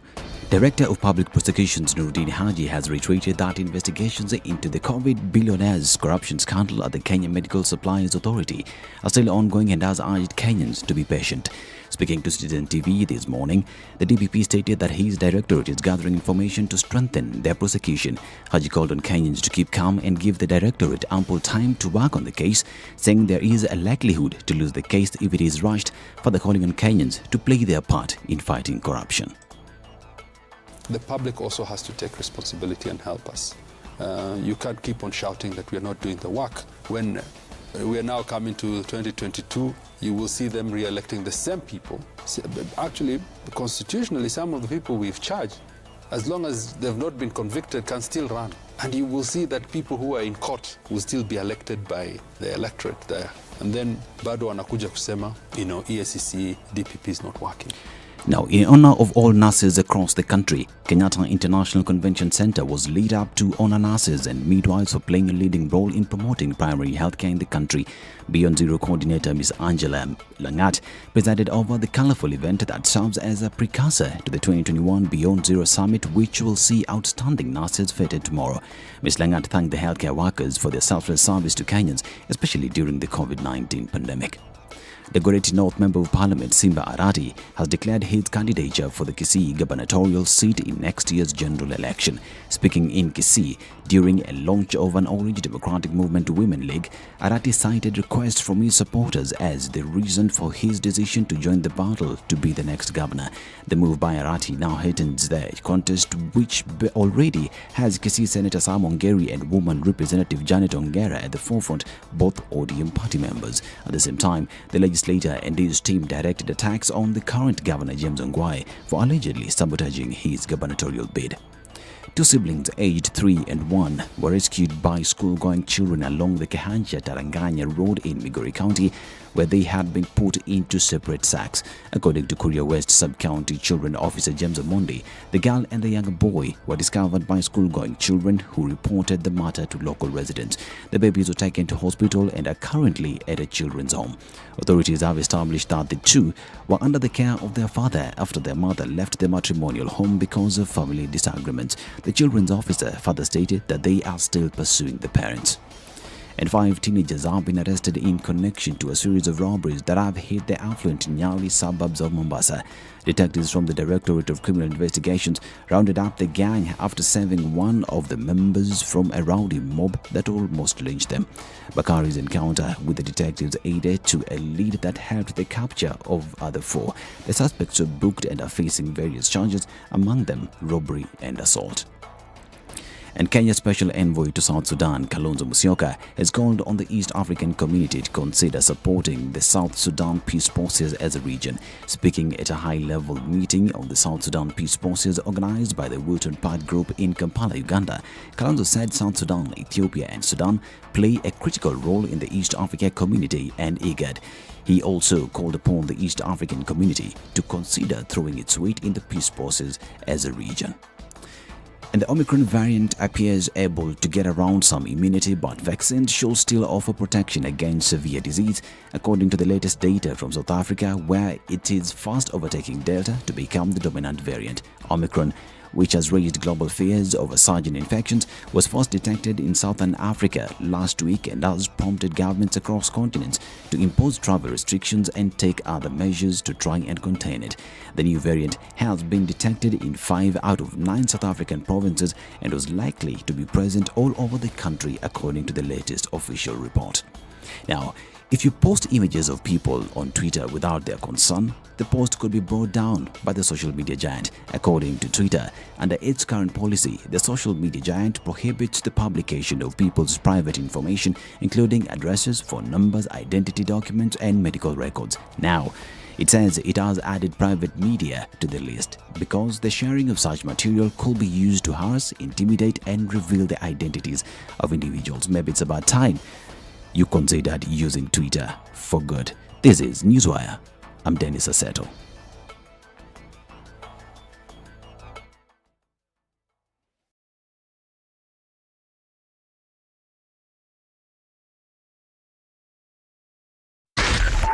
.4 Spice FM, Nairobi. Okay, what do we see? A few minutes after 9 o'clock, traffic looking a little bit better.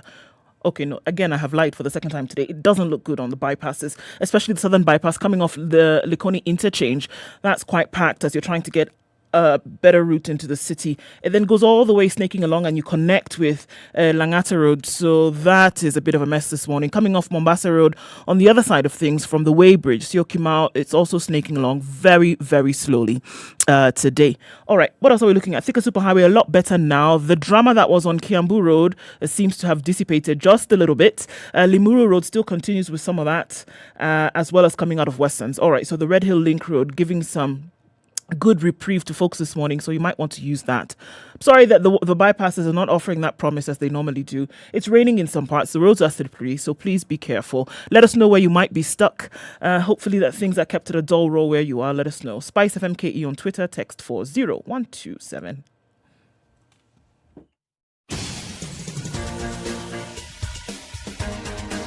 This is The Situation Room, the home of hard-hitting political commentary and penetrating insights about the state of the nation. This is a talk radio experience like no other. The Situation Room, a place for hard truths, debates, and elevated conversations. The Situation Room, witty, political, engaging, deep, controversial. In the room, we have C.T. Muga, researcher, academic, seasoned political observer, a fountain of wisdom in these politically uncertain times. Ndu Okoh, Nigerian by birth, Kenyan by choice, communications expert, Pan-Africanist, a truth seeker and believer in people power, and Eric Latiff, agent provocateur, the man in the chair, seasoned journalist, news hound, a man who believes in punching up, not down.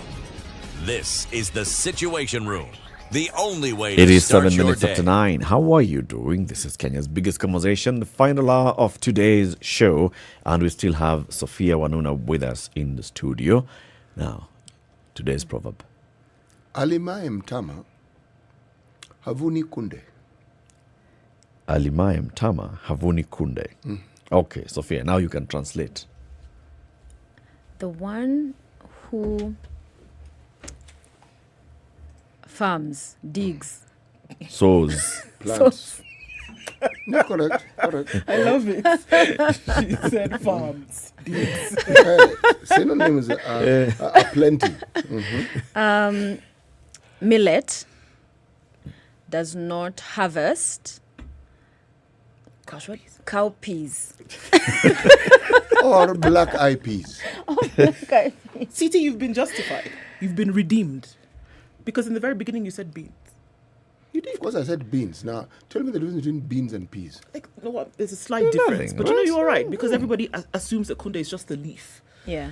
But if they say by their fruits you shall know them, then the fruit of this particular plant is the chickpeas. Black eyed peas is also no. That's njahe. Actually, it is, yeah. It's not kunde.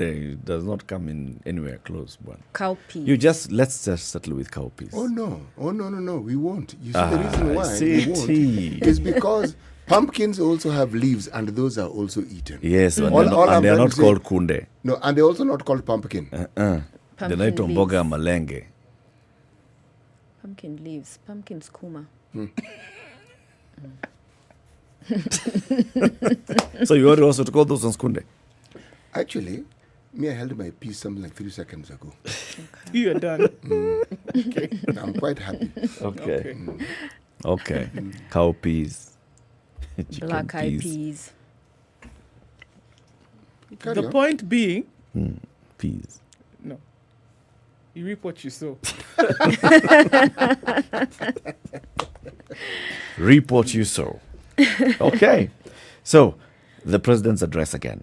Where he was talking about the things that his government has, been able to achieve since he took over office until now, where we are. In fact, he was looking at 2020 and saying by the end of this financial year, by the time I'm leaving office, very many things will be on track. By the time I'm leaving office, we'll actually have 100% UHC being rolled out. Lies. Oh, he said that. He didn't say lies. I'm just the one who's adding that. But then, the stories that come out here of at what cost? Yeah. Is the debt sustainable? Is it not? When it goes to 68% of our GDP, is it not sustainable? When it's above the 55% that they say is recommended, but the others who say even 70% is okay. There are those who even say, okay, running a deficit year on year is not a problem. There are those who argue very many things. Now, the conversation coming out, the recommendation by the Parliamentary Budget Office, which is the one that advises, it's going to advise the Finance Committee of the National Assembly, is going to advise the Budget and Appropriations Committee of the National Assembly, would be there's no option. When the National Treasury comes to apply for raising of the debt ceiling, there's only one way to go. And the answer to give them is yes.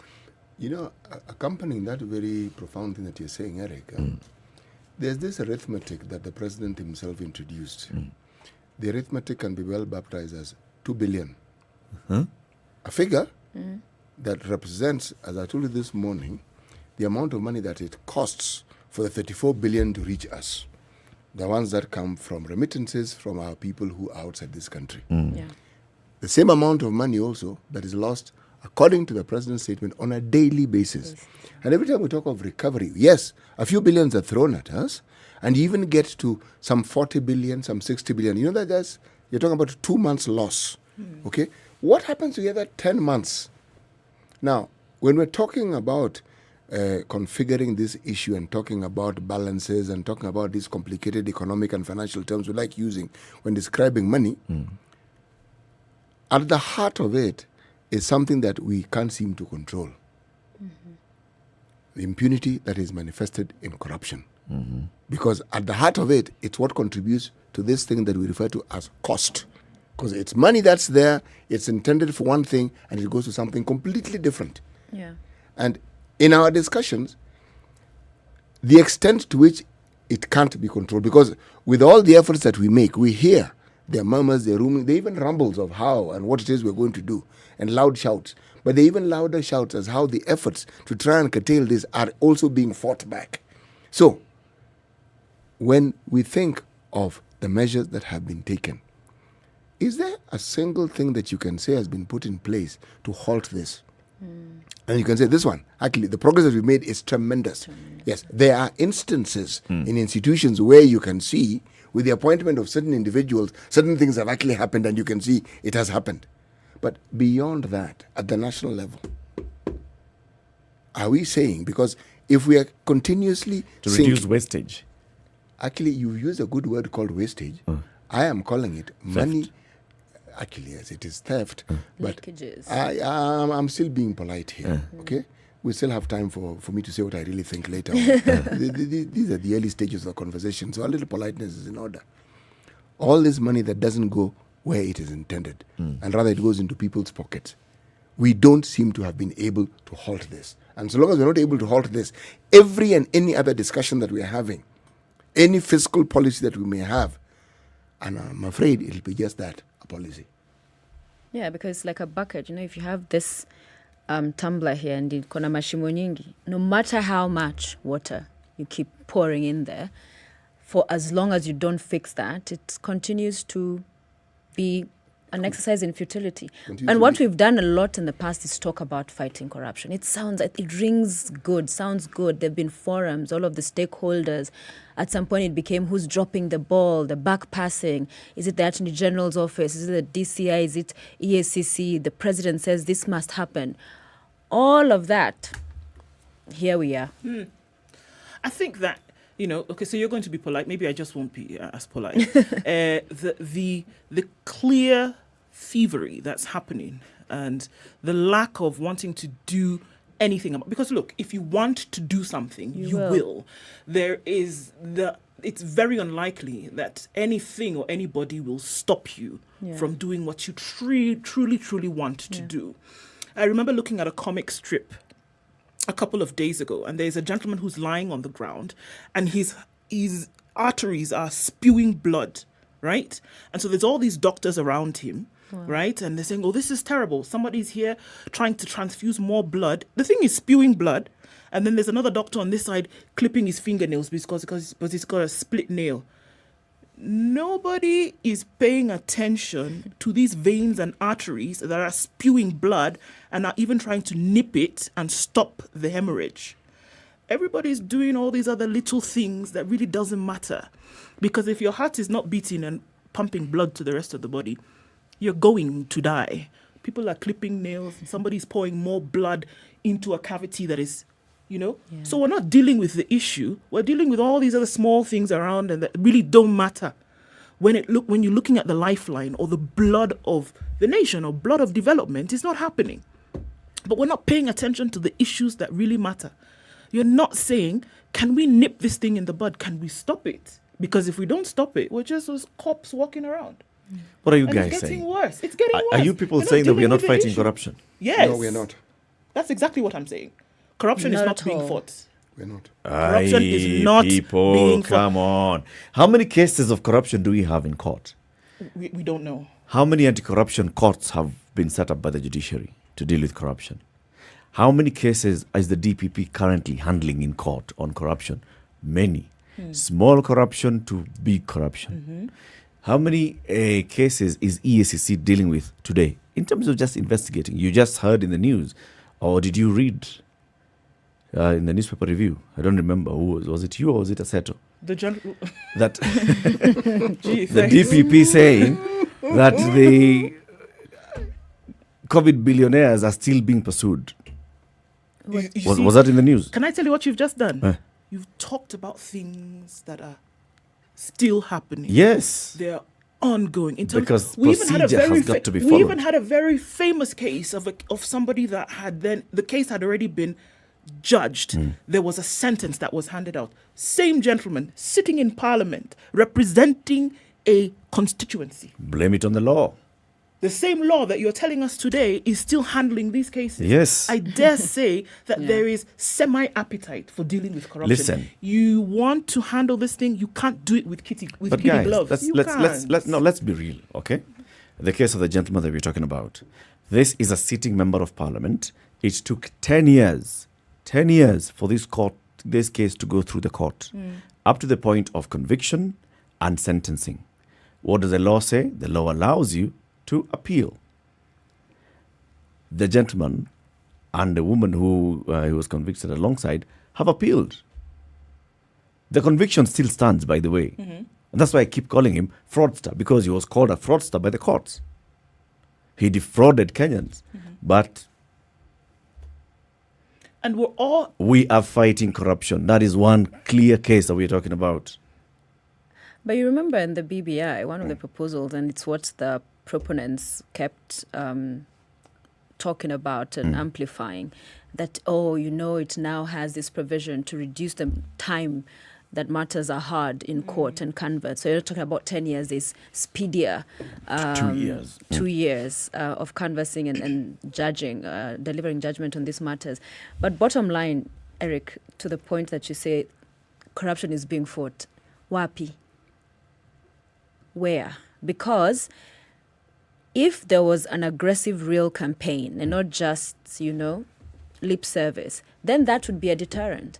That today people will still left, right and center go about whatever monkey business, defrauding, stealing from taxpayers, from Kenyans, and getting away with it. Or even when there is, say, you're taken to court and whatever, the consequences, slap on the wrist.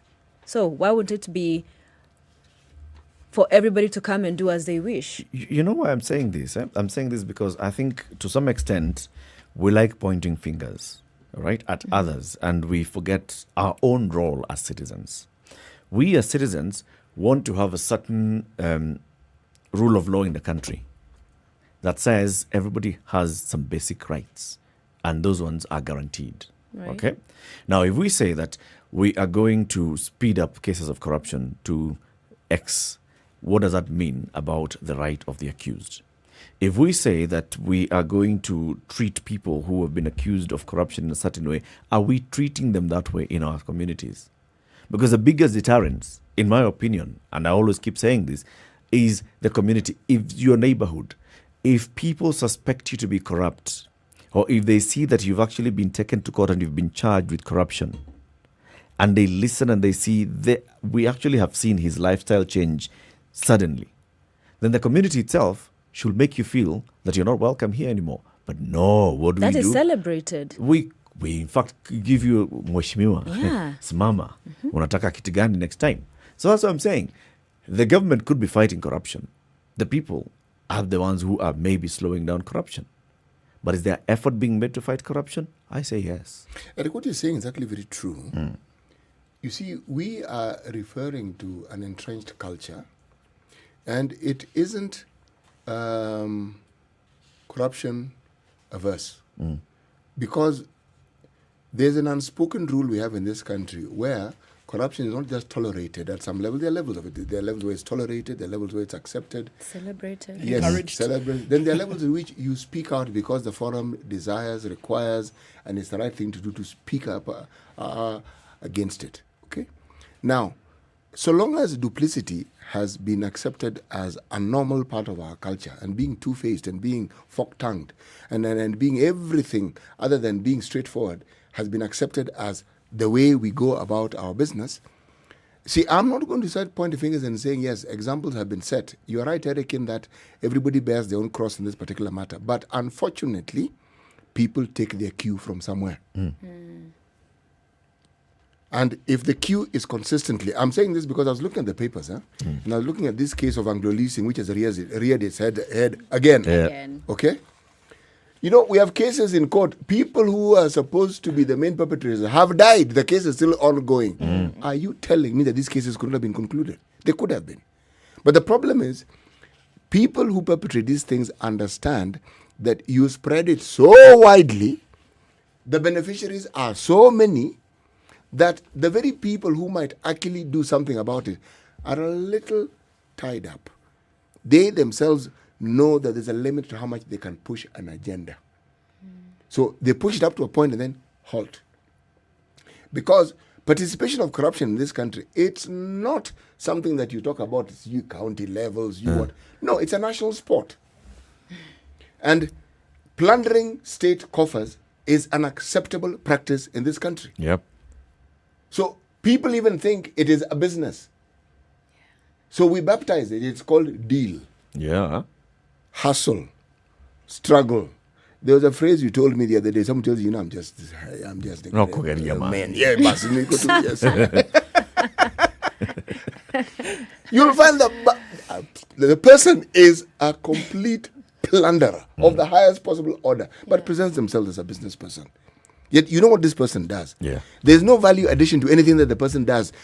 He doesn't produce nails, doesn't have a timber yard. There's nothing. And yet this person's wealthy. So you wonder, okay, chief, this magic that you do. Remember we read of a case of a a police person who had decided to hand over his ill-gotten goods, and they're in the millions. Yes. I mean, ask the question, what has this person been letting through to actually... It's a lot of money.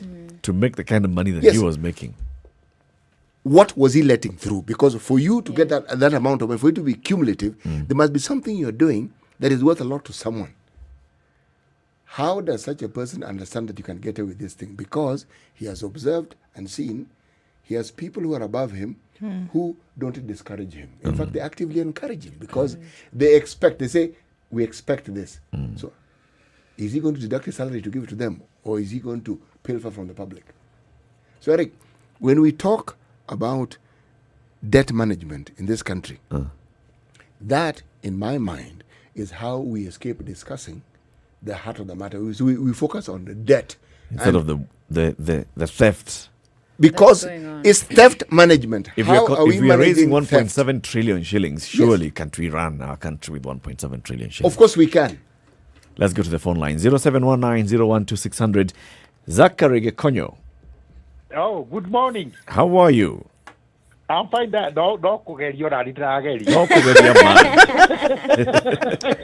Zachary, how are you? You guys, what do you want? How is first of all, let me say hi to that great woman there. Yes. She represents the face of the successful Standard Group, and I congratulate her, Wanuna. Oh, yes. Thank you very much, sir. Thank you. To be modest. Wanuna, those guys, Wanuna have recognized me. They have recognized me as a top fan. And I'm happy that I have chosen to go with the light. And Zachary, congratulations. Now you live in a city. Oh, thank you. And I'm going to maintain that. Living in a city. Yeah. You're a city dweller. Of course, yeah. Let me congratulate Wanuna and the Standard Group, and especially the Situation Room panel, yeah? Okay. But now, I'm very particular about the English language. And now that we have got a top editor there, let me ask this question first. Was the president supposed to say Mr. Speakers or Mr. Speakers, the way he was saying, yeah? Wanuna and Wanuna are going to have to... Mr. Speakers, sirs. Rather, there are two speakers. Yeah, but was he supposed to say Mr. Speakers? Yeah? You are going to answer me that. Now, let me say this, yeah? You are having a very good topic there, and I understand that our DPP was, in a radio TV station saying that, okay, we may try this, yeah? Fighting corruption, and it goes out there in the public that so-and-so is a corrupt person. Even though he has not been condemned or proved guilty, there is that tint. There is that his name has been tainted. Yeah. Once he presents himself as that I want to be an MC of this world, I want to be a governor. Why do the electorate have even the guts to listen to him? You see, this is the question, and that's why I'm saying, that guy, the DPP is a very, very, even the DCI, they are very able guys. But then, without our support, and let me give this analogy, Mr. Eric, yeah? We have been saying that child marriage is a norm that we should do away with, is it? We should all fight, yeah? But then, if I find that once Waithera comes, and Waithera is now another age girl, yeah? Once she goes out there, she comes back with Uga and sugar, is it? And I don't mind to ask, who has given you this? And you are a child, you are at school, yeah? And then we deliver that to Uga telling Waithera, you are now, in fact, you should consider becoming an MCA also, okay? And she's a child, yeah? And as a parent, I don't take the initiative of asking her, who has given you this? Where have you gotten this? You're encouraging her. I'm encouraging her. Now, is the government at the back of my house to know that I'm encouraging child prostitution, yeah? Allow me to use that, yeah? So it is me who should take the initiative of reporting. I saw this and this, and I should follow who gave Waithera, another girl, money to buy whatever she's bringing back home, yeah? That's true. Thank you, Zachary. I have other callers on the line. Yeah. I think we got the point. Asante sana. Thank you. Have a nice day, guys. You too, Zachary. Kerry in Lavington, good morning. Good morning. Greet everybody in the studio there. Greetings. Hello. All right, thank you. I think today you have a very, very robust topic. Just allow me to say something quickly on the media freedom. I think it's time in Kenya that media should choose their sides like it's in the US.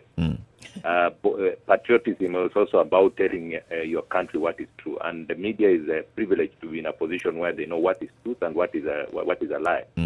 The election next year is going to be about a person who was one of the people, a candidate who has been very strong being in government, and now being like not in government, that is not associating with what is good in government, and when there's something bad in government, denying it's not part of his responsibility. So I think sections of a media must come out and take sides to save this country from our politicians who are liars. And then on corruption, I think the best place we can look for is the Auditor General's report. That report really highlights the corruption, the level of corruption in the country. And I think the media should pull out this report a little bit more, just explain it to the people, each report from 2013 to date.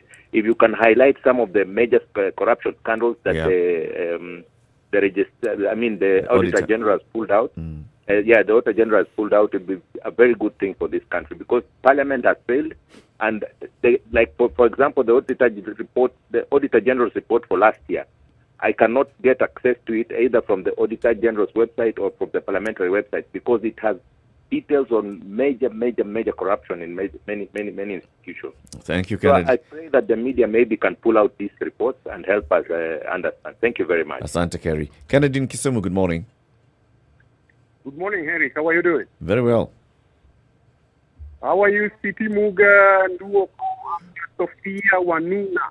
Hey. Very well. We're very well, thank you, sir. And how are you? I'm all right. I'm not actually complaining. God is in control anyway. Good. Amen. Okay, this is my contribution, and especially it is directed to Sophia. Sophia Nuna is actually I'm a fan of Sophia. Kennedy, we have an issue with your line. Maybe we can try calling back on a clearer line. There's an issue with that line.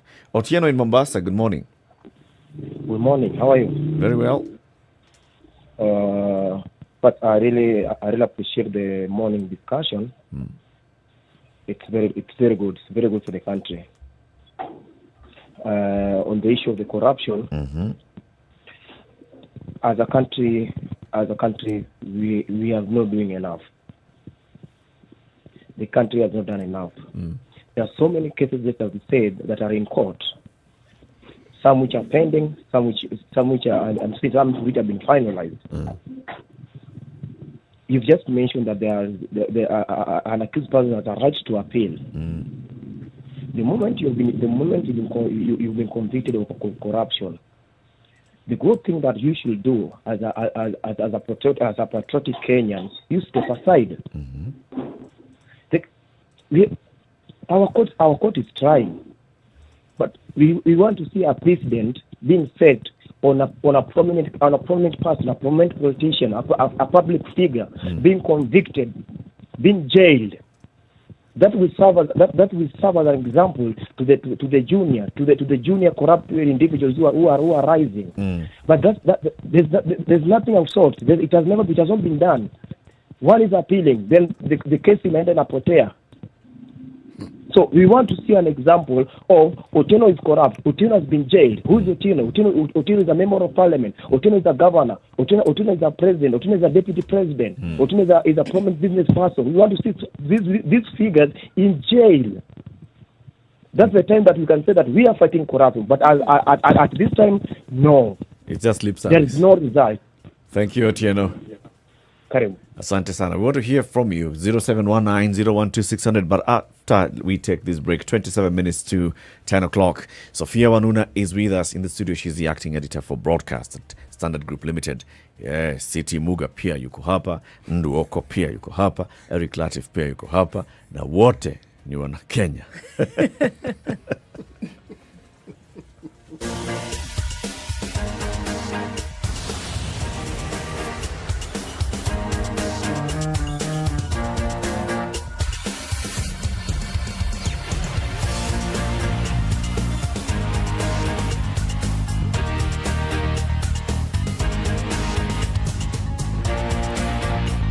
The festive season is around the corner, but it's never too early to enjoy some delicious treats courtesy of Dairyland, especially if you have a sweet tooth like me. Join me, Edward Quach, on the Spice Drive from 3 p.m. every weekday to find out more about Dairyland's assorted range of chocolates, ice creams, and their new delicious additions. Hashtag Get Whipped with Dairyland on the Spice Drive. Let's enjoy delicious moments together. No, you know, this wheelbarrow, how can you give people wheelbarrow? His party symbol is an umbrella. Is he distributing umbrellas in McQueen? Have you been told if we don't lock between 10 to 4, this is what we're saving? You try and call them, the same person who was in your house every day, because they know you are influential and you will give them votes. Call them after 1 month and see if they'll pick up their phone. Don't tell your member of parliament that you want him to come and build a school, you want him to come and do a hospital. That is not the work of the member. Now that we have devolution in this country, these resources should go to those devolved units. You have to have strong, independent institutions. And I mean, you have to have police who has the right to take the biggest town in the country and question, why did you do this and that, and send them to court if necessary. Joel Nkericho, good morning. Salama sana, habari ya asubuhi. Salama kabisa. Mbunge wako ni nani? Anaitwa Seriousness Martin, hapa ni Ainamoi. Seriousness Martin, Ainamoi. Yes. Sasa ile juma nampambia yeye nini? Amalize aende. Asante sana. The weather with Light rain in Nairobi, 20, highs of 23 and lows of 15 today. Rain looks like it's going to continue for most parts of today. It's mostly sunny in Nakuru City. 25 will be the high, lows of 13. 14 will be the low in a mostly cloudy Nyeri, going to highs of 22. Eldoret, sunny at 19, highs of 24 and lows of 13. We're looking at light rain now in Mombasa at 28, highs of 31 and lows of 25. Malindi, the sun is shining at 31, quite warm today. We'll see lows of 26. And in Kisumu, sunny conditions at 25, highs of 29 and lows of 20, while we're looking at sunny conditions in Kakamega as well at highs of 29 and lows of 18 today. In Kampala, it's sunny at 24, highs of 26 and lows of 19. Dar es Salaam continues to rain at 29, highs of 31 and lows of 25. It's partly sunny in Johannesburg at 16. We'll see highs of 25 and lows of 15. And Lagos is sunny for a change. 25, highs of 33 and lows of 25. Looking at cloudy conditions in Kinshasa this morning, we'll see highs of 32 and lows of 23. Out into Beijing, creeping into early evening, it's 12 degrees. We'll see highs of just that and lows of -1. There's an ice warning in Paris. It's 3 degrees and cloudy. We'll just see highs of 6. And lows of 1. London is cloudy at 6, at 4, going to highs of 5. And it's raining in New York City, waking up to Thursday. The Big Apple will be wet through the day, highs of 13 and lows of 6.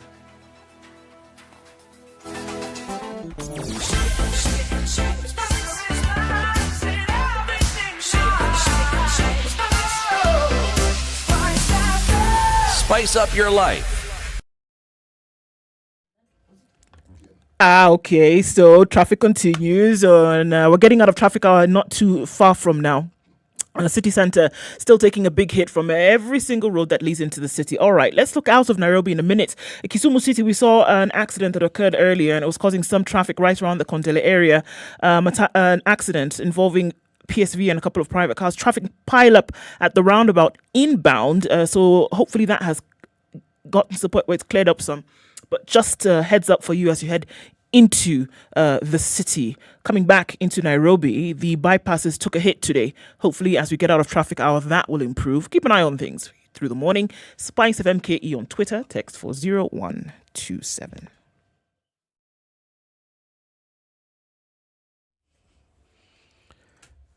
Okay, the conversation again about Showmax. Showmax basically want you to know that if you subscribe to Showmax today, you get an extra 1 month free. How's that for December, Shitin? which means it takes you into January, which is a really good thing because January is a really long month. 3 months compressed into 1 month. And the 1 month where people are at their brokest. So it means you can sit at home. Spend today. And the January, next time you spend is you February. can comfortably sit at home watching TV because you don't have money to go anywhere else. Right, and you will be just as entertained, right? Because all your favorite documentaries, you can watch the news. KTN News will be there, is there already. Watch all your sporting activity, watch all your favorite movies, the kids, everybody. All you the don't have to leave the house. Even listen to your favorite politicians if you're that way inclined. Indeed. All those series, Kwanzaa, I've been watching some of these Kenyan series. The one who was being told to watch Selina. And the other one, Kina, and many others. All those, just sit and watch and enjoy. Things that you probably don't usually do, like watch series, you can actually watch. And January is a perfect month for it. Yep.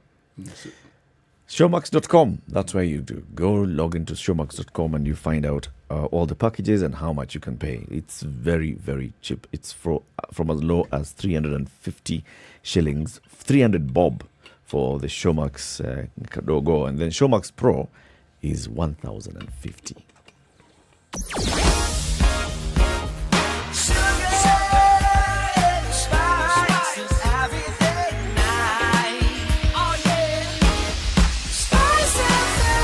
Spice up your life.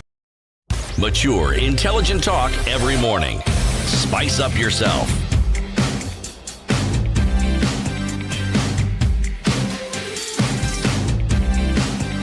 Mornings done right. 94.4 Spice FM. It's 20 minutes to 10. Nairobi. The conversation continues. Eric Latiff, Okoh, CT, Muga, and Sophia Wanuna. Are we fighting corruption in this country, or are we just paying lip service? We want to hear from you. 0719 012 Kuria from Nyeri has been on the line for a while. Kuria. Hi guys, how are you? Very well, thanks. Wakiawa. You know, You know, I saw you on TV with former TJ. Yeah. And I wondered, is this the Eric that I normally hear in place when I'm in the chamber? Can you imagine? I cannot fathom. Anyway, let's get to this discussion.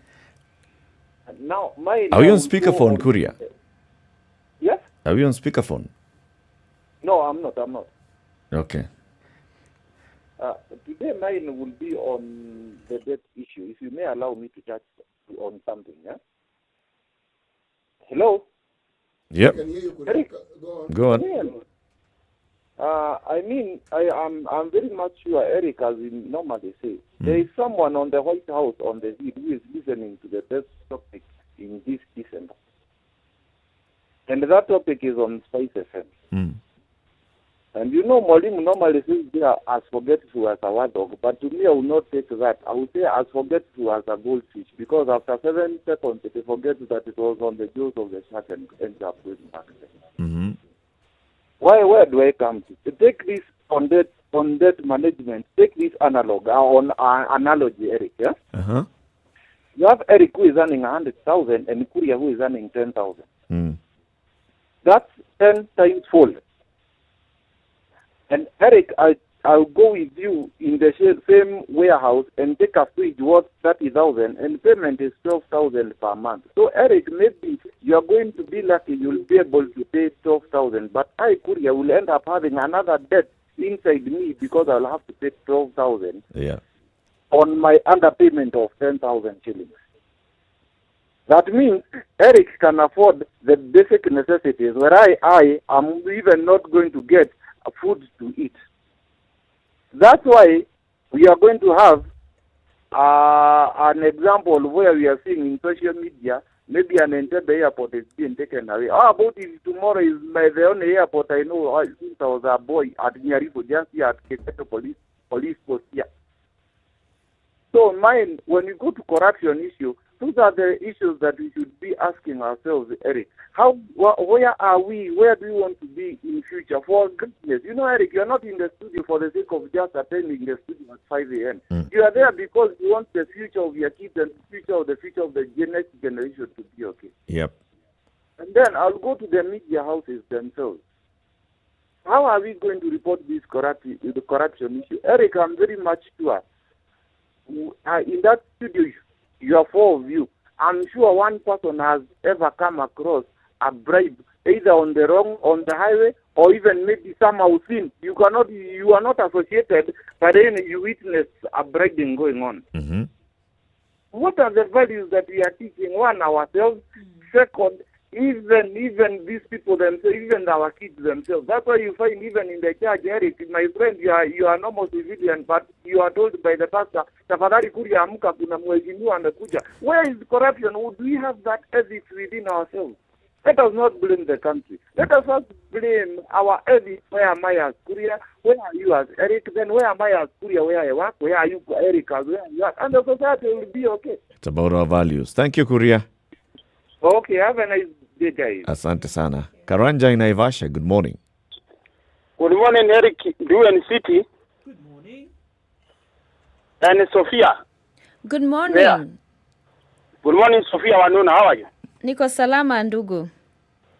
You know, my father in some early 80s, he used to send me a newspaper called the Kenya Times. I don't know whether it's your sister. Okay. So who is Sophia's sister then? Okay. Your father or the Kenya Times? I am asking this, Eric. My father used to send me a Kenya Times newspaper. Uh-huh. I am asking whether the Kenya Times is a sister to KTN. Oh. Not Wanuna's sister. Okay. Okay. Wow. I was putting a question to Sophia Wanuna. We get it. Sophia, you can now coming to the point. You can clear the air to him.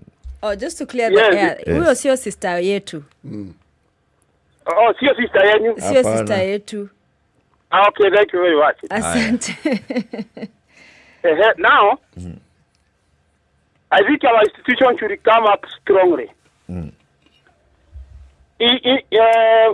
these young people to go and have these courses of internships, I think our institution should open up some courses of induction courses where they can go and learn about the whistleblowing. Unless we do that, we are doing nothing for corruption. Think about the receiver and the giver. These are the problems. So I want to urge our institution to come up strongly in order for this guy to go and study intensive courses. Then go them and study induction courses whereby they can run the issue of the whistleblowing. Thank you very much, Eric. Thank you, Karanja. Thank you very much. 0719-012-600. I'm just really sticking on the issue that if you really want to do something about it, and that you get the general impression that there really isn't a hunger to get it done. And I'm not just talking about at government level, because what have we heard, even from folks this morning, is that in your circles, individually, the very basic unit of society, in the family, how honest are we about having things done right? How honest are we about saying, hey, look here, this thing, I see it going in this direction and I don't like it. But what do we hear? We don't get upset about some things like this. But I think that's the problem, that we don't get upset about things like that. And that's why we are in the problems that we are in Kenya, around the continent. We don't get upset about when you see something going awry, and then you just you're accepting of it. By the time you know it, you're 6 feet under and you can't really do anything about it. I keep saying, people don't necessarily know what they like. They like what they know. In order to get out of that rut that you are in, and truly, I think I'm converted, don't expect it at the very top if it's not happening at the bottom. In as much as the old adage says that, the fish rots from the head, understood. However, it's being practiced at the very basic unit of society. It's being practiced mid-level. It's being practiced at the top. I think that the appetite, in as much as the appetite is just as robust to have things going in a negative direction, the appetite to undo it has to be even stronger. If not, we are going to continue having these things. People are aspiring. Can you imagine? People are aspiring to be in government, not to right the wrongs that have happened, not to increase the development footprint in the country, but to be part of this eating program. So a time to eat. You know. And the thing is, if you zoom out to the earlier conversation on debt, so we've talked a lot about this corruption and the leakages. But the other side of it, the flip side or component of what gets us into this mess is how much money are we collecting? Revenue, right? You have KRA focusing on a very small pool in as far as generating the money that will run this country. So that in and of itself, we need to expand as a country so that you're getting from more what is it you're going to then sit down and budget for. And on the other hand, you have the wage bill. Kazi yetu ni kulipa watu pesa, na pesa mingi sana. It's huge. So at the end of the day, where we're finding ourselves in this crisis and situation of debt, it's compounded by all of these other issues that you do not have enough money. That's why you're having to go borrow out there. But number two, a lot of the money is going to then pay all of these hefty salaries. And so you're buckling on your knees as you think, we need more to do. And we don't want to address that elephant in the room. How much money we are spending on all these things, wage bill and everything else. It's true. It's actually very true. But ask yourself this simple question. Huh? When you talk about KRA meeting targets or not meeting targets and collecting, and everything you say is absolutely true. But that money that we keep hearing of the trillion, this 1.5 trillion, is that really what they can collect? And I'm going to explain to you why I'm asking that question. Is that what is actually available for them to collect, or is it more?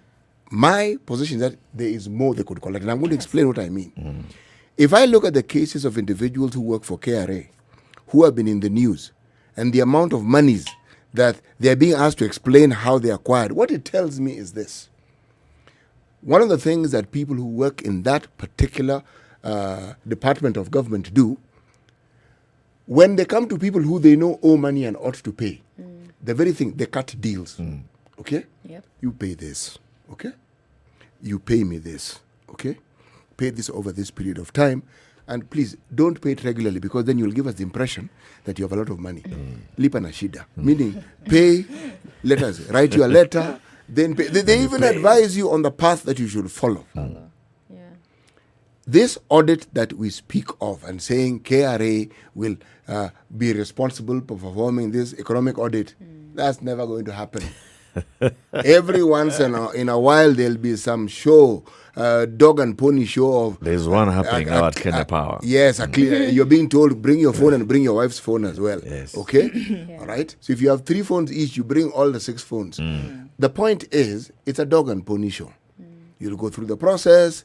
There are some people who have excesses. It isn't that you're weeding out. Somebody has excesses, meaning this guy overdoes things, and then he also eats alone, doesn't eat with everybody. There will be sacrificial lambs. Then the dust settles, and then people go back to business as usual. As usual. Yes. Back to the phone line, 0719-012-600. Presidential hopeful Ruben Kigame, good morning. Good morning, Eric. Good morning, City. Good morning, Lou. And good morning, Sophia. Good morning. Good morning. Good morning. Yeah, I was listening to the president's address to Parliament, and I was very disappointed. Of course, he painted a very rosy picture of how his government has performed during the last 9 years or so.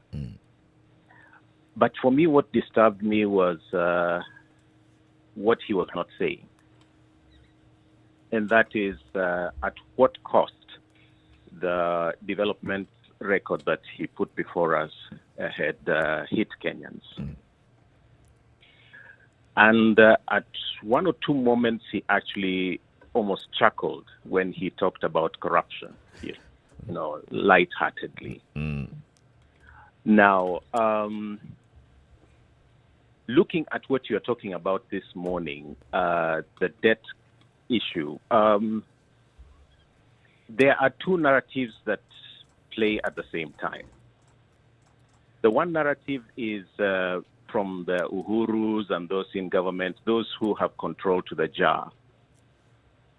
You know, for them, they're looking at debt as legacy.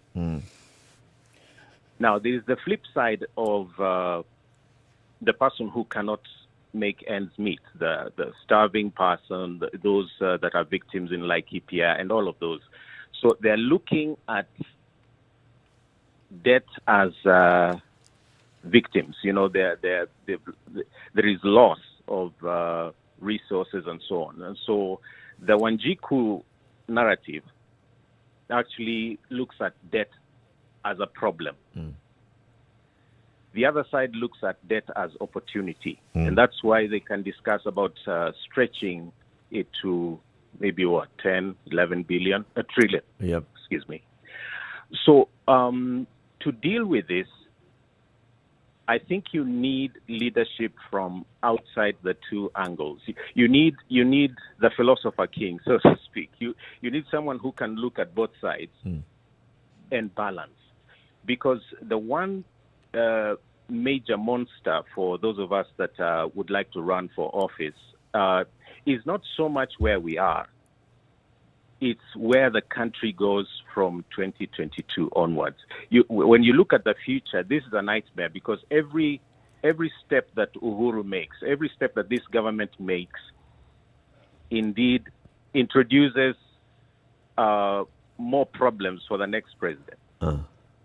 And so when you begin to think about leadership post 2022, we would have to go beyond the rhetoric. We would have to go beyond the narratives and say, okay, so what do I inherit next August if I go into office? And how do I balance the two sides, whereby we still stay developed, but we also pull up everybody else that is really eating the crumbs, pull them up to the level where they can experience development. So for debt, you would have to do two things. The key thing being that you stop the hemorrhage, so that there is a little more money coming into, for expenditure. And, Ruben, I'm going to ask you a question, and forgive me for interrupting you. How would you stop the hemorrhage? Stopping the hemorrhage actually begins with how you appoint government. Because during the campaign period, what you see is a lot of negotiated recruitment to the campaign. Ruben, after appointing the people, what would you do? Okay, first of all, you appoint people on the basis of merit and values. That's the key thing. And that's why I'm talking about the campaign period, because that's where we lose government.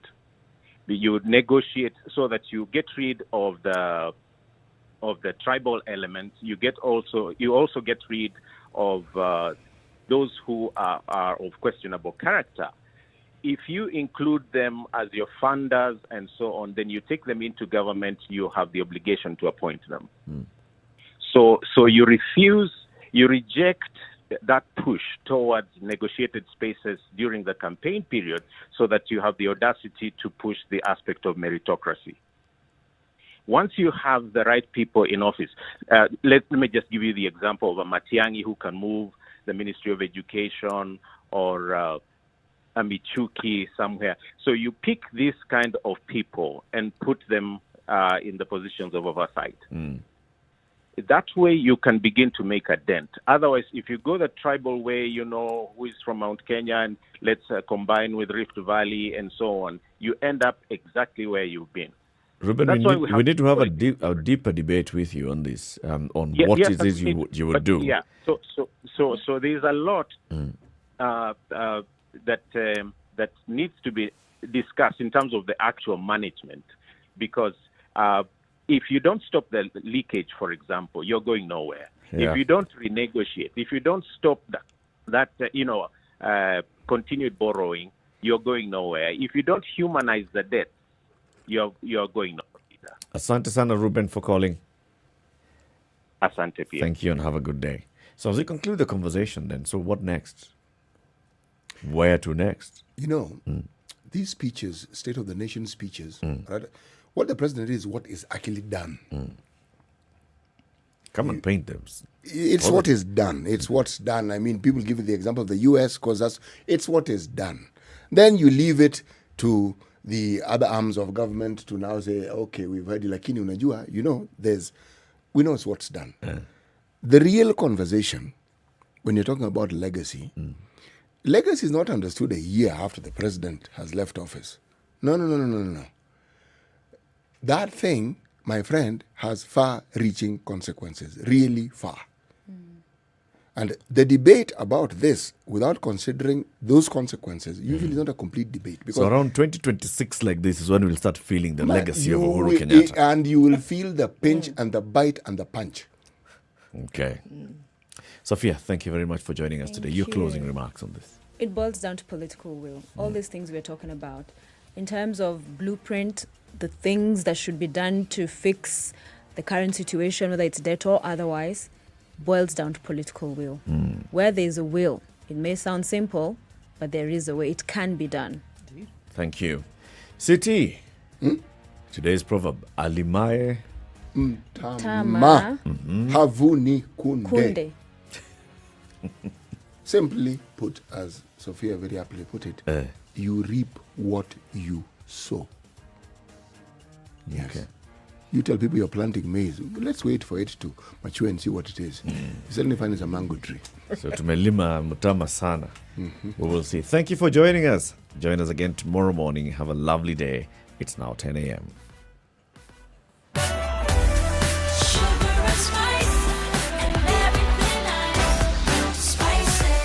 Spice up your